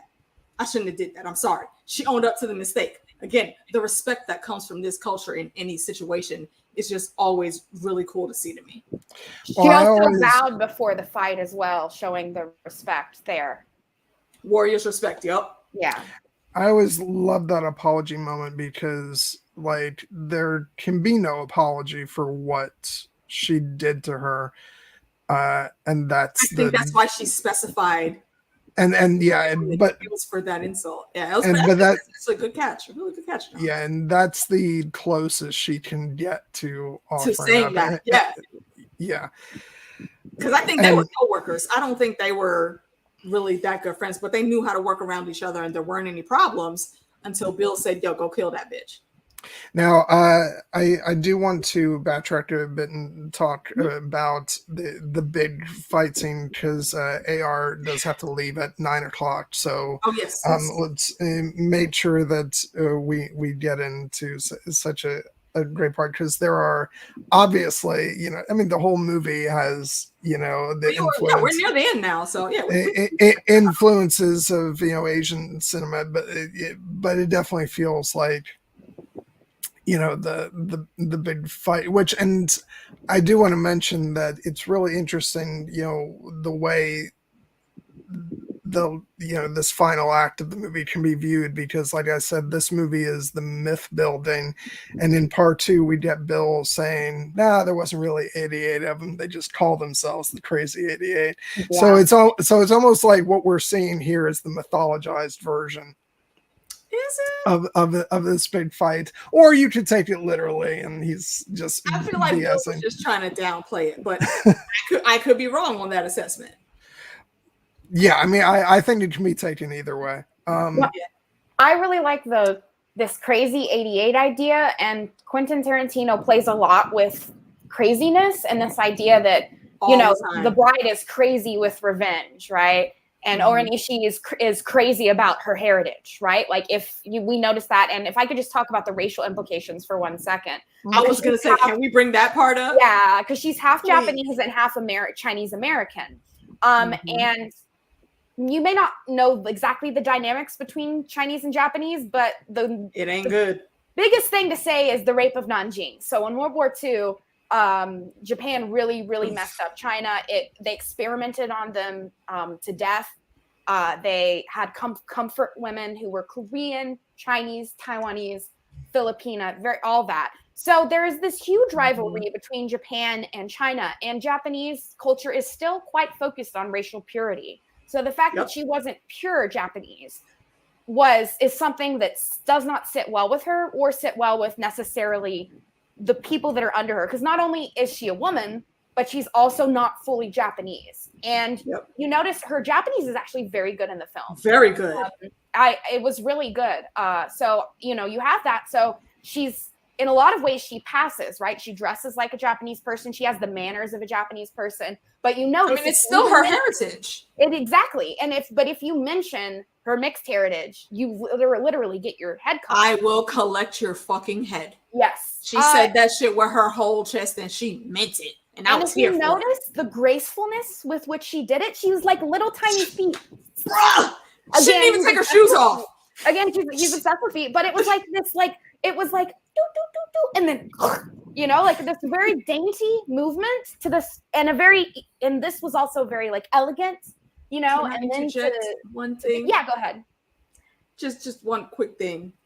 The reverence of the speech she gave, she started off like a boss from the get-go. You know what? Just so you assholes know how serious I am about this shit, I'm gonna speak this in English. And so, you know, so Sophie had to translate. She said, look, you know what? I get it. You know, change is never easy, but I'm here now. And I encourage you to challenge me on my decisions sometimes. If you feel like something's wrong, let's work together. And I promise you, I'm gonna make you see it the way I see it. And you're gonna understand what's going down. However, after today, what we will not be ever mentioning is the subject that was just in discussion about my heritage. Otherwise, I will collect your fucking head. Now, do any of you assholes have a fucking question one last time? And she holds his motherfucking head up like, say something, I dare you. I dare you. And she went and sat back down and the party commenced. Mind you, again, there was only just this one dude that thought he was big and bold enough to talk shit. And he got dealt with. Everybody else, they were already in line because they knew. Like I said, Erin has been making a name for herself for years before Bill even found her. So they know exactly what the hell she is capable of. She killed one of the greatest crime bosses there when she was 10. Like, you can't fuck with somebody like that. I mean, if you really want to go against her, you got to come a lot harder than just being mad and breaking a plate at the dinner party. That's not the way you go about that, my guy. You shouldn't have challenged her. That's what you get. Oh God, I just, yeah, and I love that was the such way, a great scene. Just, you know, I'd collect your fucking head, just like this fucker here.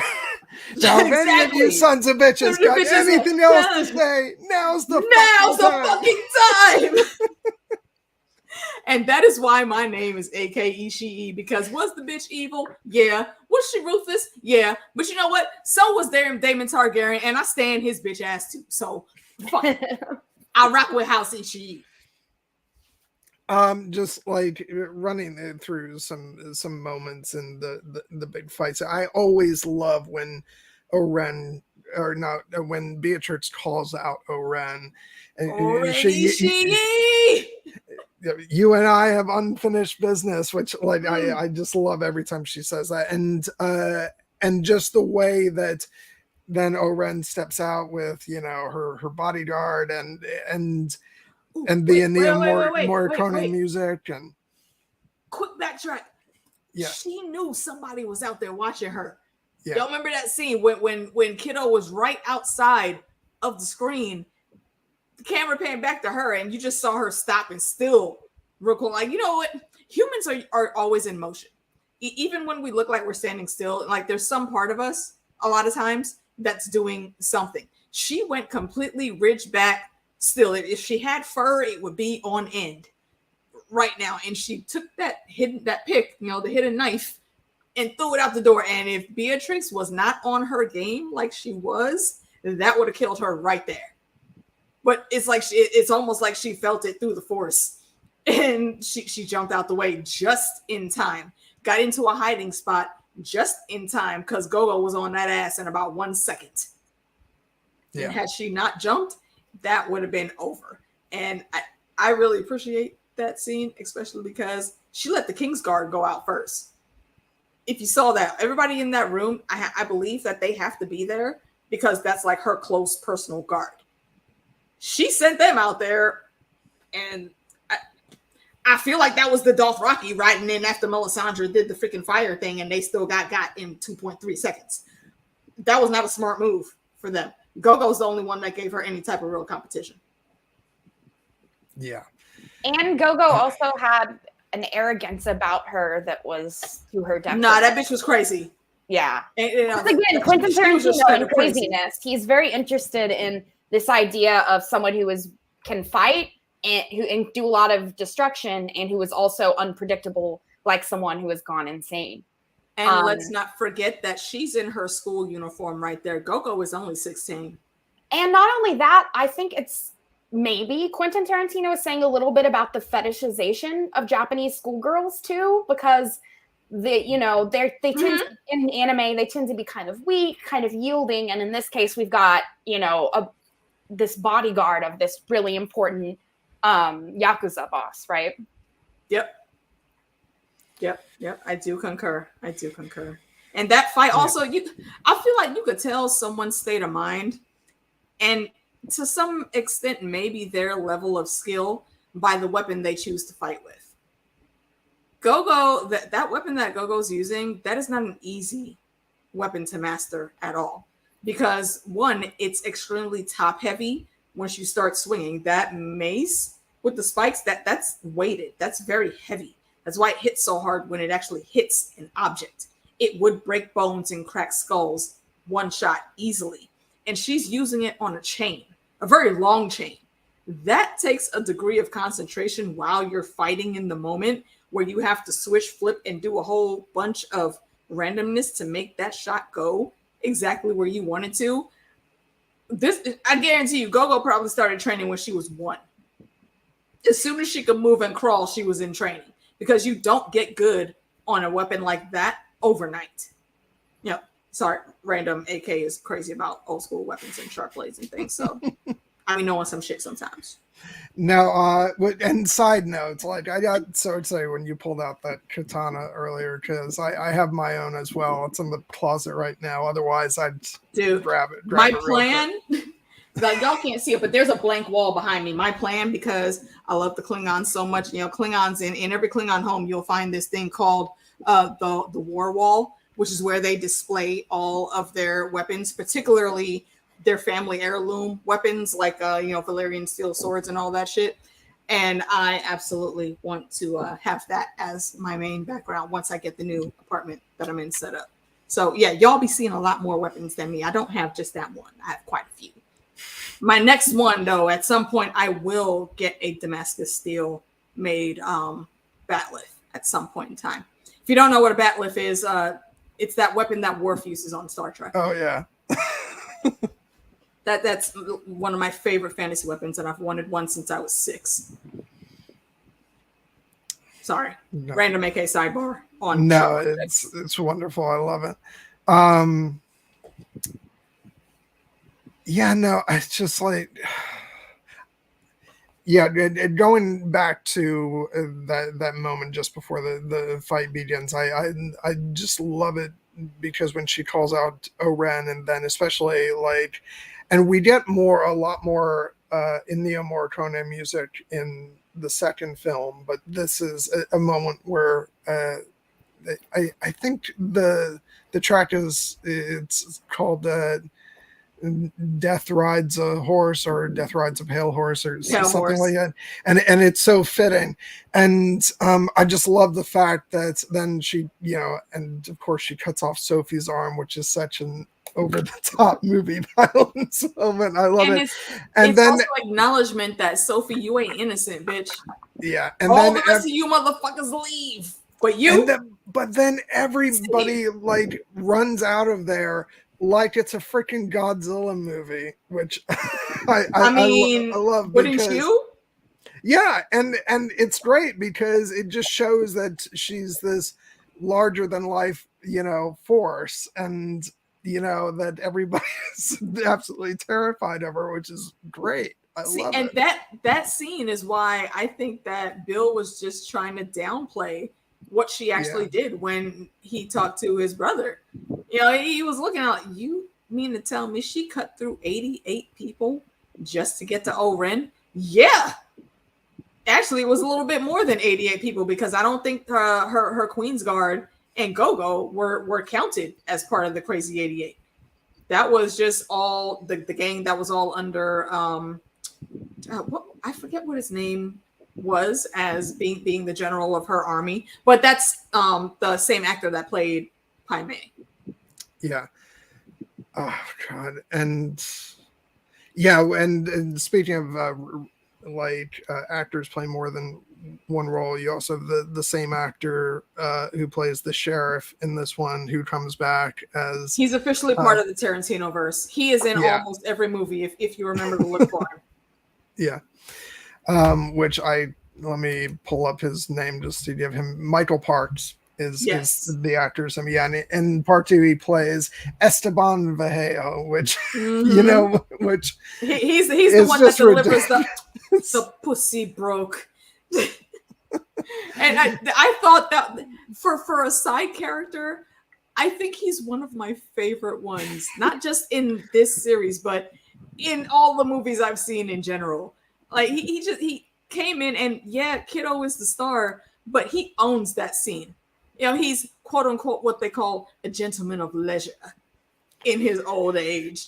But there's so much to talk about with that character when we get to that discussion, because there's so much also about, put a pin in that for part 2. What kind of impression a man like that made on Bill, and this sort of cycle of, father figures. She said it right. He collects father figures. Yeah, horrible, and the cycle of horrible men. So yeah. But I'm gonna toss it over to you, AR, because you're leaving in 10 minutes. So what haven't we touched on that you want to highlight? Yeah, I think one thing that I do want to touch on is kind of the martial arts aspect of that scene with the Crazy 88. You kind of have, it's really common in wushu movies where you have like one person against a lot of people. And if you notice, a lot of them are just like standing there getting ready to go. Only like 5 attack at once. And it's like always this like question in every wushu movie that always has that, where they could literally just run at her all at once, even without swords, and they would just overwhelm her easily. But a lot of it is her skill, right? It's highlighting her skill that she can take on this many. But I think we already knew she has skills. Yeah, that's true. I think the idea of this like martial arts henchman, like you have to go through the henchman to get to the boss. That's very video game like, and that's also very Eastern storytelling like. That's why she had the color suit on that she did, because it's modeled after Bruce Lee in Enter the Dragon, and he had on that exact same outfit. Yeah, I really like the Crazy 88 just because like there's like 2 women, but otherwise it's just a bunch of dudes that are fumbling around and like don't know what they're doing. Young dudes. The last dude, she literally bends him over her knee and says, "That's what you get for fucking with your accusers. Now go home to your mother." And he runs off crying. First of all, I feel like Oren set her whole crew up though. What kind of bullshit weapon do you have that she could cut your damn sword down that many times? And I get it. It's Hattori Hanzo steel, but it's not like it's freaking Valyrian steel. How the fuck are you able to do that? That's not normal. Nah, they were definitely like not given the tools needed to complete this fight. Not to go against Beatrix. And then with the fight with Oren Ishii, we also have this this kind of, I would call it more of with the snow, it's more of a like quiet atmosphere, right? It's a little peaceful, but then you have this reflects her culture. Yes, and it also reflects her demeanor, which except when she says you lie, she's mostly like kind of gathered herself, right? I think and she was kind of surprised at that, because of course she knows who Hattori Hanzo is. So she knows he said he wasn't going to be making no more weapons. And what I liked about her is, go ahead. I was going to say, and there's more than a little bit of jealousy there. Yes. And I because Hattori Hanzo, you don't came out of retirement for you. Hanzo, but son. Yeah. She was petty. She was petty. Little petty. I will say though, with her, with Oren, right? She's kind of keeping this serenity about her, but at the same time, she is it's kind of being a little bit like she's trying to prove herself as the ultimate Japanese fighter, right? The one that respects the sword. She's trying to distinguish herself from the bride, as if to say, you're just copying Japanese people. I fully integrate the teachings into my life, right? With this kind of Zen attitude she's got. And she says the line that I really appreciate, because every time I watch movies like this, I always think, why does it have to be a white person, right? In the East, she always says like, oh, little white girl playing with swords, samurai swords. Yeah. She's not wrong. She's not wrong. and this is me also being a person that is not from that culture, but still knows and understands and loves that culture. And that is why I actively celebrate a lot of the things that I identify with them, particularly my sharp objects. But that kind of just triggered something in my thought.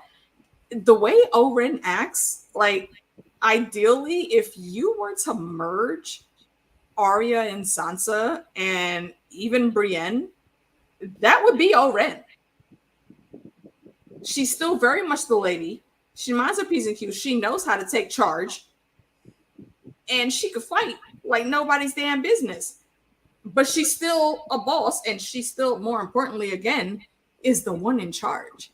And people know you don't just cross Oren Ishii and think you're going to get away with it. You're going to be dead like tomorrow. So it's an interesting dynamic. Sorry, Amy. Go ahead. Yeah, no. I was just going to say, and the one thing that I found particularly it really kind of grabbed me, which is the way that she gets her head cut off, right? And so I kind of see it as like her brain was what gave her the power, right? She's always been thinking. She's always been really, really calculating. That's such a good take. And then to get your brain literally, exposed to the elements, because I have never thought about it like that. There's beheading, there's cutting off arms, but this is specifically scalping someone. Yeah. So it's literally, all of those smarts that you had, all this planning you've done, I can just wipe that away with one slice. Oh God, that is a wonderful take. Yeah, I never. The way she finishes off that sentence, where she's like, that really, just losing it.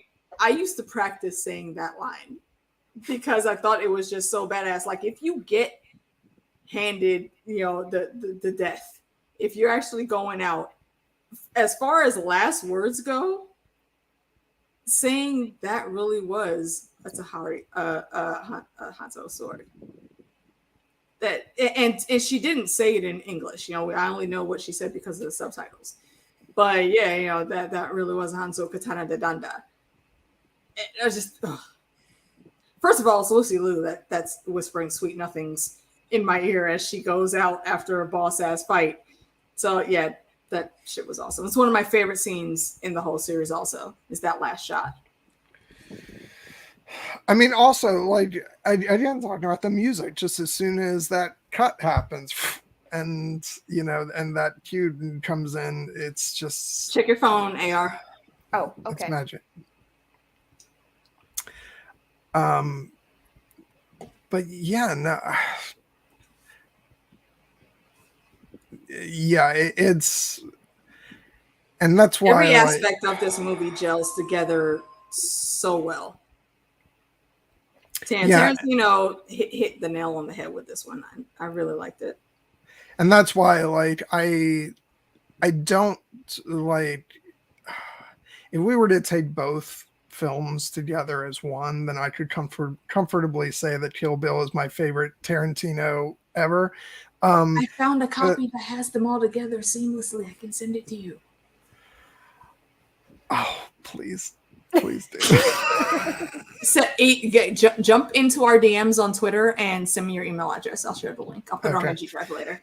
Because I know that I don't know if it's the same thing, but I know that there's at least in the Japanese version, like the black and white sequences in full color, so you get all that. So the content. It's almost like a scene change. So like the feelings are supposed to hit differently. And it's a really cool thing. Tarantino plays around a lot with black and white and different color schemes in all of his movies. So you know, he's kind of a master at it right now, and it worked really well with this movie. Yeah.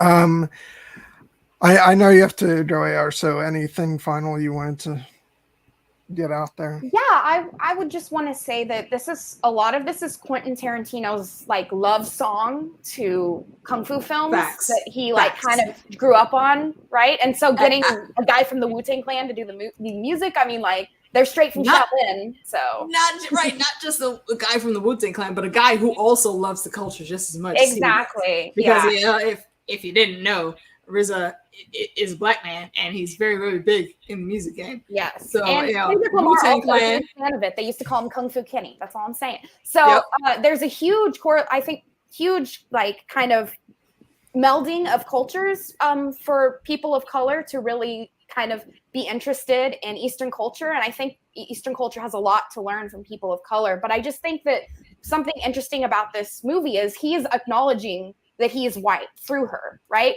Kind of saying, look, I'm a white person that really enjoys Eastern storytelling, right? And so he's trying to tell, you know, as he's directing this is his vision of how do I put a person who looks like me into this completely different kind of atmosphere and make it look like they're at home in that atmosphere.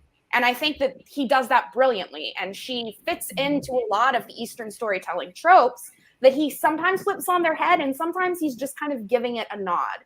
He gives a nod to all of these kinds of teachings. And I think if you do watch Kung Fu films, then you can appreciate this film a lot more. Yeah, that definitely also comes from, you know, in a lot of bigger cities during, you know, back in that time frame, Saturday morning cartoons sometimes weren't cartoons. They were old school Kung Fu movies that the U.S. had just now like acquired the rights to, you know, put on TV in syndication back then. So that's how I got into Kung Fu. So I would like to know, if you don't mind, before you go, AR and John, how did you start your love of martial arts in films and whatnot? Do you want to go ahead and go first, John, or?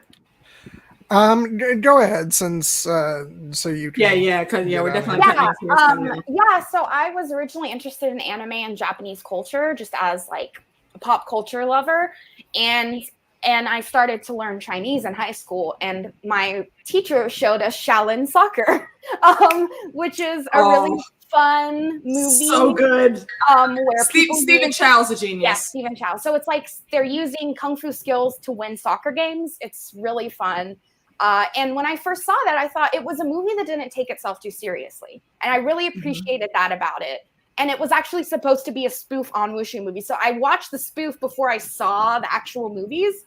So I didn't get a lot of the jokes. And now, like, when I rewatch it, I'm like, oh, okay. You know, they have the flying, like you're flying for a kick and it takes like a minute for you to connect that kick. You know, these kinds of things, that there's these feats of athleticism that are highlighted, almost uses of magic a little bit when they're like flying through bamboo, like in Crouching Tiger, Hidden Dragon, right?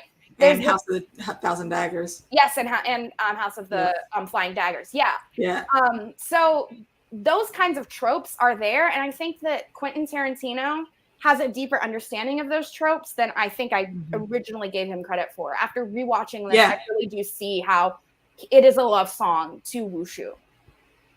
Yeah, he did so many smart things with this series, and also low-key with the the background of From Dusk Till Dawn, with when they were in Mexico, and with the bar that they ended up being in. A lot of it stays true to that culture that's there. So, kudos to him for that. He's not always a great person, but he makes decent movies. John? Yeah. AR, you got to cut out? Yeah, actually, I think I'm going to go ahead and go, and I want you guys to continue as long as you want to talk about this movie, because it's very amazing. So I'm going to go ahead and go. I have a Mandarin practice, so I'm not leaving for anything fun, but it's kind of okay. Do you want to plug your stuff real quick before you go? Yeah. I have a year's worth of content on my YouTube channel, AEMY, Blackfire with a Y. It's a lot of nerdy stuff. Avatar, Last Airbender, Song of Ice and Fire. I talk about Degrassi if you're into Canadian teenage dramas. So I've kind of got a little bit on there. And I also have a really cool playlist that's me guesting on other people's pods. So if you click on that, you can find all the videos I was on with John and the videos I've done with AK and really anyone else. So yeah. Okay, I love you both, and I will see you next time. Absolutely. Bye-bye. Bye. All right. Yeah, I should have known there was no. I should have known that there was no way for me to cap this in 2 hours. I mean, it's us. Not only is this a great movie that I think we could talk for many hours about, but it's us. Yeah. We can't do just 2 hours. That's impossible. Yeah, no, it's not in my nature. So I will say about my introduction to martial arts films and stuff of this. I definitely grew up like watching those types of movies. I strangely enough, I hadn't seen as many actual Bruce Lee movies, but a big movie for me growing up was actually the movie that was based on his life, Dragon, the Bruce Lee story, which I really liked a lot. And then, playing video games like, Mortal Kombat, Street Fighter, and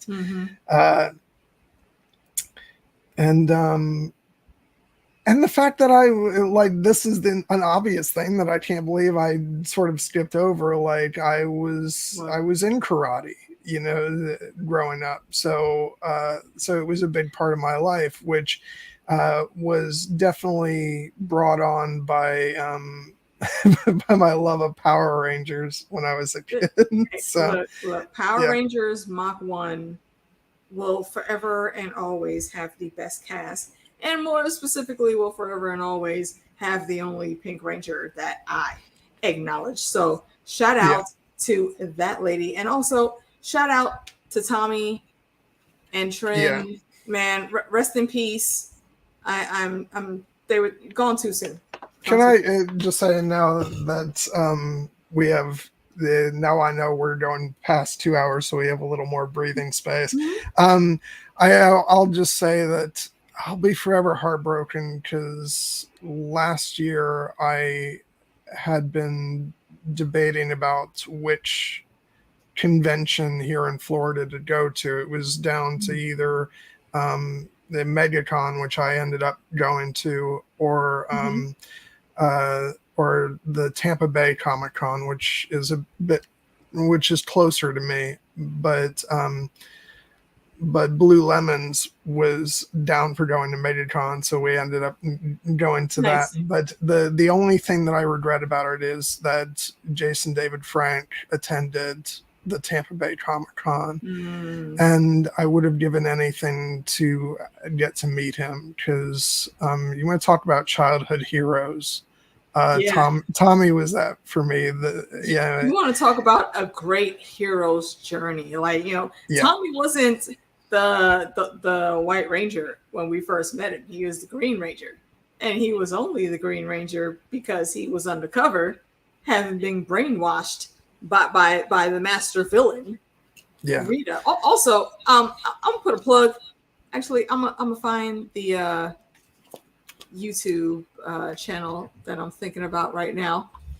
There is a song that someone made about the Power Rangers, and it's absolutely hilarious. It's one steeped in West Indian culture because I believe the young man that did it is Jamaican, and he just put a spin on the whole story of the Power Rangers, and everything he says is fitting and hilarious, and I think you guys would enjoy it. Yeah, I'm trying to see. Yeah, I don't think I have it on my desktop computer, but I do have a picture from the year before when I did go to the Tampa Bay Comic Con. I met and got my picture taken with Amy Jo Johnson. Nice. Again, the only Pink Ranger I acknowledge. Yeah, and definitely probably like my first full-on crush as a kid. So really, my first crush, I think, well, at least in the Hollywood forum, was Paul Abdul. And then that moved over to Janet Jackson, and Janet is still my fave. Yeah. Although, yeah, I think, and yeah, here we really enter the off-topic areas of our discussion. But I will say, like, that was probably when I was first like acknowledging to myself like that I was crushing on someone, because it is for when you're in those even younger years, you're in the whole cooties phase, and you don't always know what's happening, right? Like someone has to explain that to you.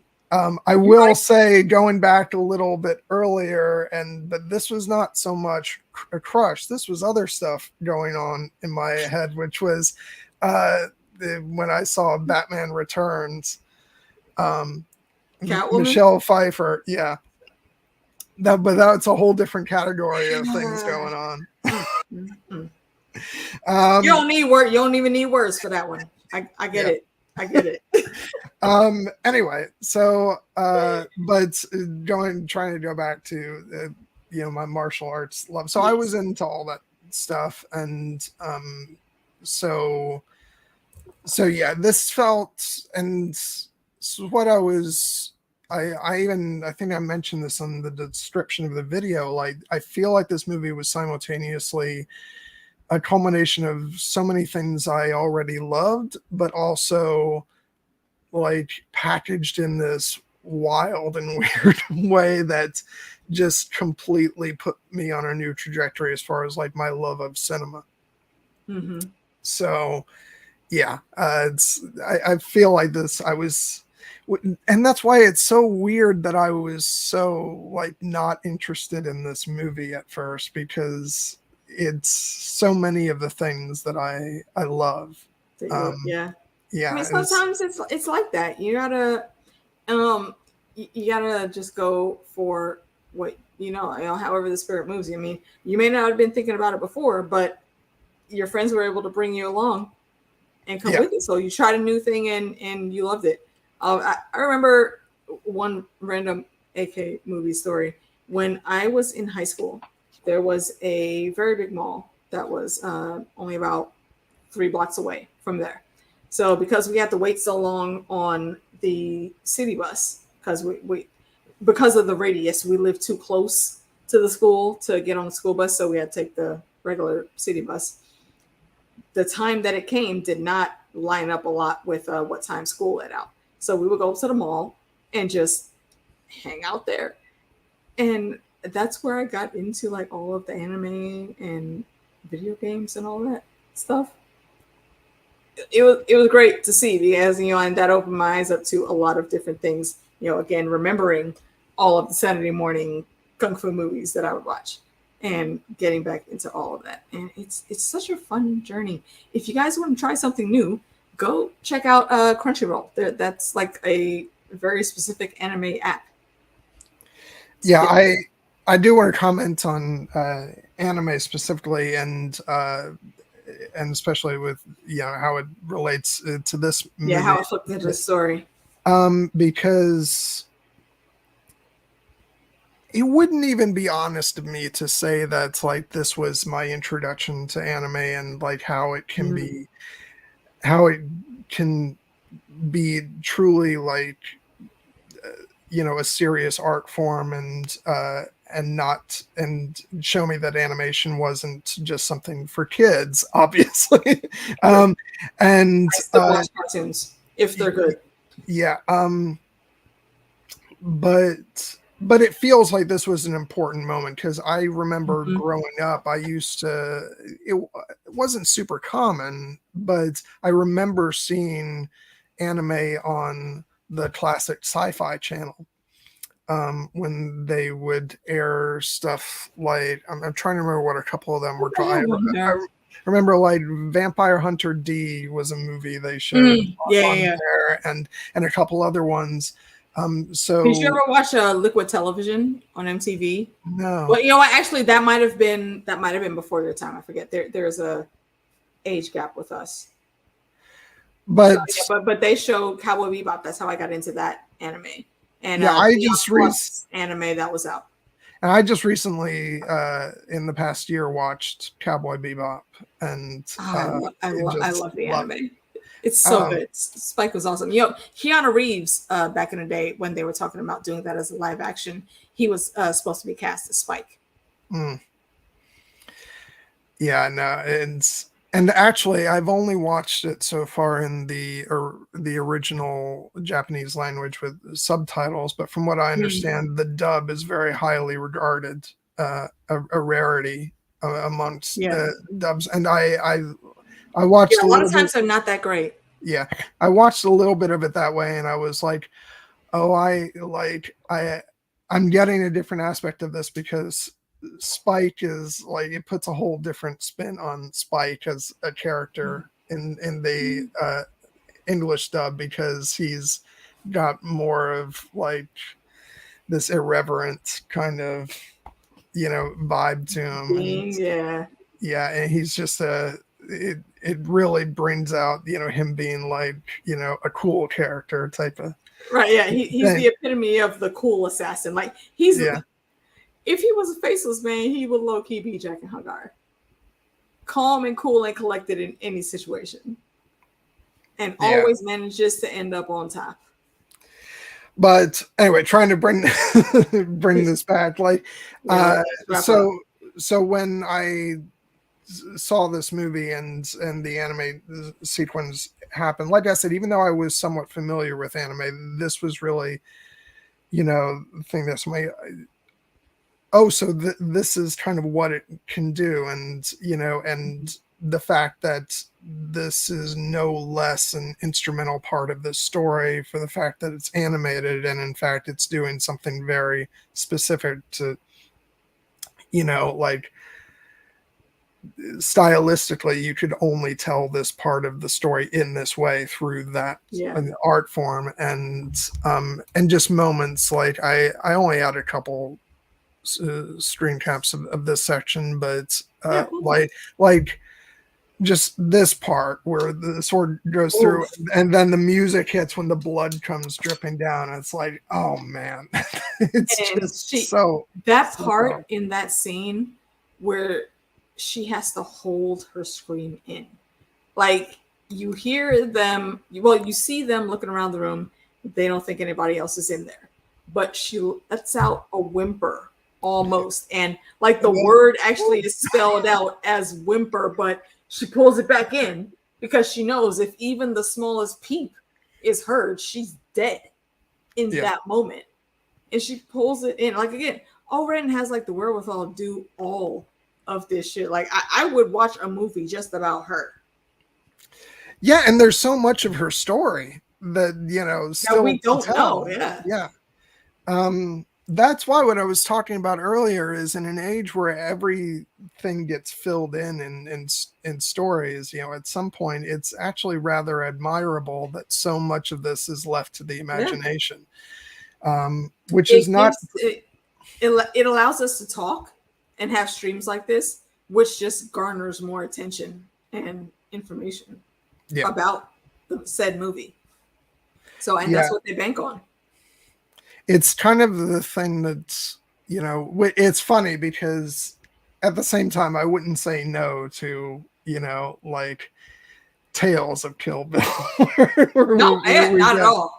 Yeah, not at all. It's that sort of, it's that thing where I both love the extended story material we've gotten for Star Wars, and also really appreciate that view from 1977 when Obi-Wan mentions the Clone Wars, and you're left to wonder, like, what's that? What's he talking about? Right. And your mind goes to work. So it's usually about trying to find that balance. But I would still like, especially, and I think anime would be an interesting way to tackle that too. It would actually, especially as it relates to Oren, I'd love to see like more of her story in that medium. I think that would be the perfect medium to do it, because I mean, I only have what proof we saw, little bit we saw in the movie, but I think that there's a lot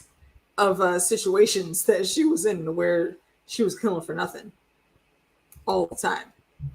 Yeah. So I would love to see, after she killed those dudes, killed the boss that killed her parents, how did you get to be this master assassin from the age of 10 to 19? Because that's when it cuts off after that first incident, and then it skips ahead to where she's killing. I think those flags were a Mexican flag, some political delegate that was coming in, and she got him easily. Yeah, and this was what I was talking about earlier, which I feel like this is an aspect of the storytelling that maybe I didn't fully appreciate when I was younger, but like, you know, even in that moment, we see her taking out this, you know, guy who does, looks like he's using his political position to take advantage of, you know, young ladies, and, you know, in the car he's in, and, you know, so we can kind of extrapolate from that this is not a good person. And I'm sure, like, she, as an assassin, she would have taken out, you know, people regardless of whether, you know, they're quote unquote good people or not. But based on what we see in the context of the movie, it's like she's taking out people who seem to deserve it. Absolutely. Which is just makes it all the more like it's another layer to her character. Yeah, like, because I want to know why she actually was the boss bitch that she was, and I get it. She was working her way up the ladder to make sure she did not ever fall like her parents. But what exactly was that journey, and how did you connect with the people you did on that journey?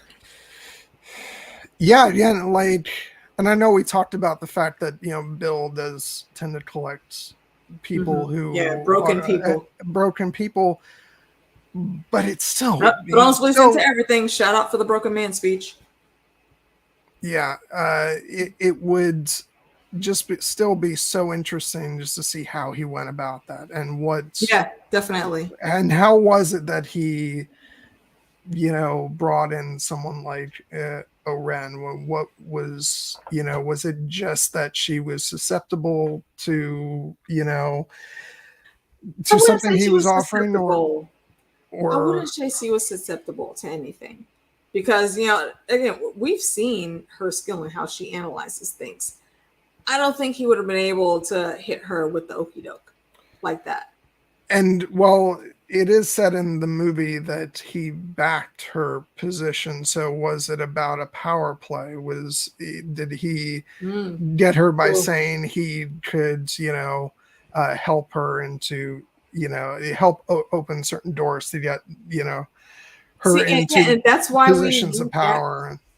And that's why we need that story, because it just doesn't make sense to me that she would not be able to get in that on her own. You don't get good at killing from the young age of 10 and then going up to being the top assassin around in the world, not just in Japan, in the world, to you know, have this job that she do and to accumulate the wealth that she had. I feel like she, in the background, she was pulling some black ops technique and getting dirt on all of the crime bosses, and they had no choice but to accept her. Yeah. Except for the one dude that was stupid enough to buck up about the bullshit. Like, you could have still been getting paid. I don't understand his logic.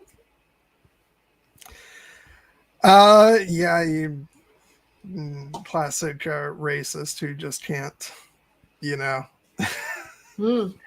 can't handle the things aren't going his way. Yeah, you're right. Actually, yeah, that treks even more, because it wasn't. I mean, he did call her a half-breed, but it wasn't just that. Like, it was absolutely because she was a woman. That was his first and foremost thought. He couldn't stand being under the thumb of a woman, much less some, you know, quote unquote mongrel that is a half-blood of only Chinese and Japanese, and she wasn't even raised in either one of those places for a certain amount of years. She was in the United States, and we're starting to learn in real time that a lot of folks don't like America in other countries. So this totally, the situation here totally tracks for her. I get it.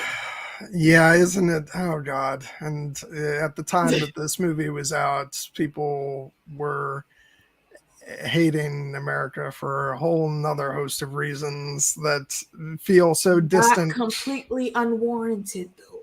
No, and that's what I'm saying. Like completely warranted, but it's so wild that it feels so long ago, and it feels like when when will it ever end? Yeah, when there was an entirely different sort of set of reasons, which not to say those aren't among the reasons today, but it just feels like the things have compounded, shall we say. You are correct. I agree. Yeah. God, which by the way, I just want to say the fact that this is a 20-year-old movie now is just driving me crazy. Relevant and entertaining as hell to talk about. Yeah. Oh God. I love it. Yeah. I love it. So I don't know what you're gonna have up next on the agenda, but behind the scenes work for you guys. Me and John did talk about a list a couple days ago, and I think it was sometime last week, and we definitely got some good stuff coming up for y'all. Yeah. So please stay tuned. Any new folks out there or folks that be here and don't want to be in the chat, we acknowledge you too. Thank you for being here.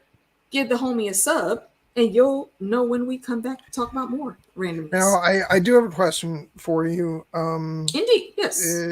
Now, the next sort of open spot I'm probably going to have is going to be June 3rd. Do you know if you're open for that? Or I do need to talk with AR about June when 3rd, Saturday. I believe I will. I don't think Pride is until 2 weeks after that. Okay. So, and I usually don't do a lot of streaming on Saturdays. So yeah. Okay. That's good to know. Also, because in addition to coming back for Volume 2, I also want to plan our streams for both Mortal Kombat and Street Fighter. Yes. Yes. We must get it done. Yeah. So can I request that we include the whole Pantheon though? Some of those cutscenes are movie worthy in some of the games, but especially the Mortal Kombat Legacy TV show. Okay. Because each episode was only about 10 minutes long, I think.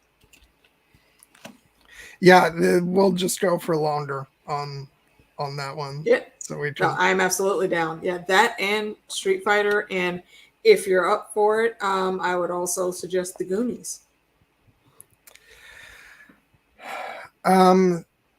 It's to my shame one of the ones that I have never seen.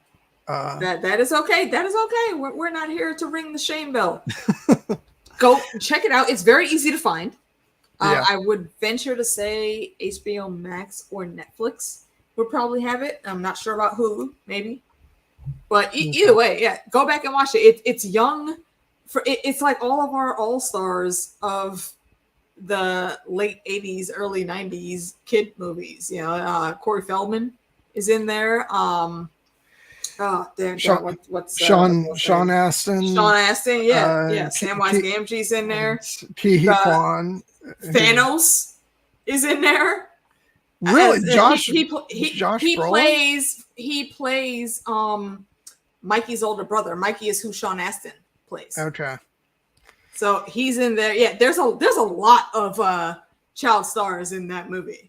I don't know if I'm Data, the guy from Indiana Jones.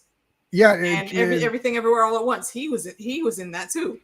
Yeah, Ki Kwan, who just came back on the scene Man, busting shots with the skills. I am so glad to see him back. And him and Michelle Yeoh have like a tag team going on. There's another TV show that's about to come out starring them, and I'm here for it. I don't remember what it's called right now off the top of my head, but I saw the trailer. It looks fire, and I will definitely be watching it. can I just say, like, I've become very, very cynical over the years about, awards and all that stuff. But yeah, because they skip so much talent sometimes. Yep. Yeah, and not just that, because at a certain point you realize, well, there's so much that's great. How are we gonna honor, Yeah. best, like, okay, so it's this group of people has voted on their favorite, movie or actor. It's like, how much does that really mean? But how can you not, like, smile and be giddy watching him win that award? It was so great to see him up there. And it was because that was one of our childhood heroes, and he's been off the scene for so many years, literally decades, and now he comes back with a banger. Like, welcome back, Cotter. I'm glad you're here. And I totally just dated myself with that reference. Shout out to anyone that gets it in the chat. And then I think it was for Best Picture to have Harrison Ford announce that one, and have the two of them reunite there. Yeah, I've seen those press pictures, and I thought they were the cutest freaking thing ever. And also, Harrison Ford is still a G behind the scenes, and I appreciate everything about his personality. I have only seen, I think, the teaser trailer for the next Indiana Jones movie, but I'm here for it. I mean, I'm one of those few people, I think, that didn't dislike the Crystal Skull that much. I thought it was all right. But I'm definitely looking forward to more. And I do wish that we could have continued the storyline of his son that he didn't know about. Well, and that's another, and I could do a whole stream about this sort of discussion. Like, I don't mean in particular about that so much, but like this discussion that all over. But this discussion of initial, like, personal reactions to something, and then how then once you get exposed to the larger discussion, full context,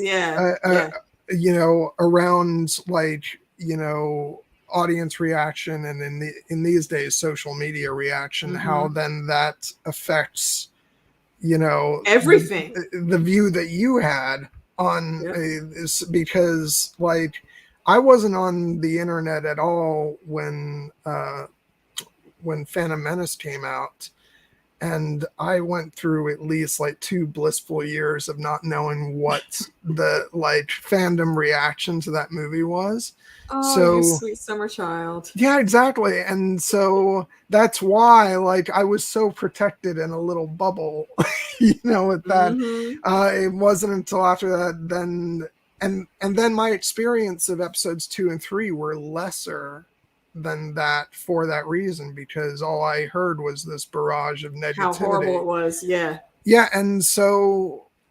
And also, quick in addition for anyone that might be in the chat or may listen to this later, if you didn't know, what we keep referencing when we say, that there's missed context or something with particularly with Jar Jar Binks, what was going to happen, and it's been proven, if I remember correctly, unless I'm misremembering, the creator of that did come out and say that Jar Jar was actually about to be our next Sith Lord boss. And he was only always around Palpatine because that was his student. Like, if we would have been able to see how that twist was woven in, because Jar Jar completely painted himself as the most incompetent, ridiculous person ever. But there was one scene that was shot and it leaked. And I should have found it so I could play it right now. But they showed him in that role as a Sith Lord. And the shit was so chilling and epic, but because fans rioted, Lucas was like, well, you know what? Let's just go back to what we were doing. And that got scrapped. I will say, I don't know how I personally would have felt about that, because I love the lovable, Jar Jar true enough. But how much more respect do you think that would have garnered for the I'm going to say storytelling of let's that? wrap this up because I think we only have one person left. Yeah. They got tired of the Star Wars chat. Yeah, exactly. We are all around Renaissance nerds. I think we did, drove our actual Kill Bill discussion into the ground. No, that's because anyway. Amy was the face of the show. Yeah, exactly. AR, excuse me. AR. So anyway, what do you have coming up, sir? So next week, for the person still watching, will be The Mask of Zorro with Erin M. So come back for that. Then the week after will be AR's birthday stream, which I guess you're coming on for it now. Yeah, absolutely. Yep. Shoot me that link and I'm here. So we'll be having that. It'll be on Mulan, and then there's going to be lots of fun stuff in the future, and you'll hear about it as we finalize everything. Thank you, AK, for coming on. I don't care if anybody's watching at this point because it's just fun to get to chat with you. And I'm always happy to be here. Hearts to you. Always, like I put in that GIF on Twitter. Whenever you call the banners, I will be here. Yeah, and I'm serious. I want to do just if that's over on your channel or whatever is, let's just do a BSing. Yeah, absolutely. Chat. Matter of fact, do you want to maybe come hang out as a guest host next Friday? We love having guests on, and I'm running that segment, so you can come through. Let me look at your schedule. Look at your schedule and hit me up. Yeah, I'm actually off on Friday, so that'll be a great day to do that. So let's plan on that. All right, good stuff. All right, I will put that in our group chat, and we will pencil you in. Cool. So yeah, do you have anything else you want to plug again before we sign up? Nope, I think that is it. Sub DJ11, me, him, and Fana will be covering the tail end of Kaleidoscope and something else after that. Let's see. I personally on my channel have a few things coming up. I just got to get them worked out with schedule yet before I announce them. And we're gonna do that. Also, shout out to my homie Manic Meeks. Y'all know she always be watching all the things. Go give her channel a sub also. Yep, and go ahead for. And now we've lost everybody. it's just us, AJ. So for people watching this on replay, if anybody is, tune in to Here Be Dragons tomorrow. Stephen and I will be talking with our good friend Jared about the first half of season 2 of Star Wars Visions. So be sure to tune in for that. AJ, thank you again for coming on, and always a pleasure, my friend. Always a pleasure. And thank you, AR, as well, for hanging in as long as you could. Looking forward to having you back for your birthday stream, as well as you, AJ. It's going to be a bunch of fun. All right, let's get out of here because this is over. See you guys. Right. Bye. Stay safe.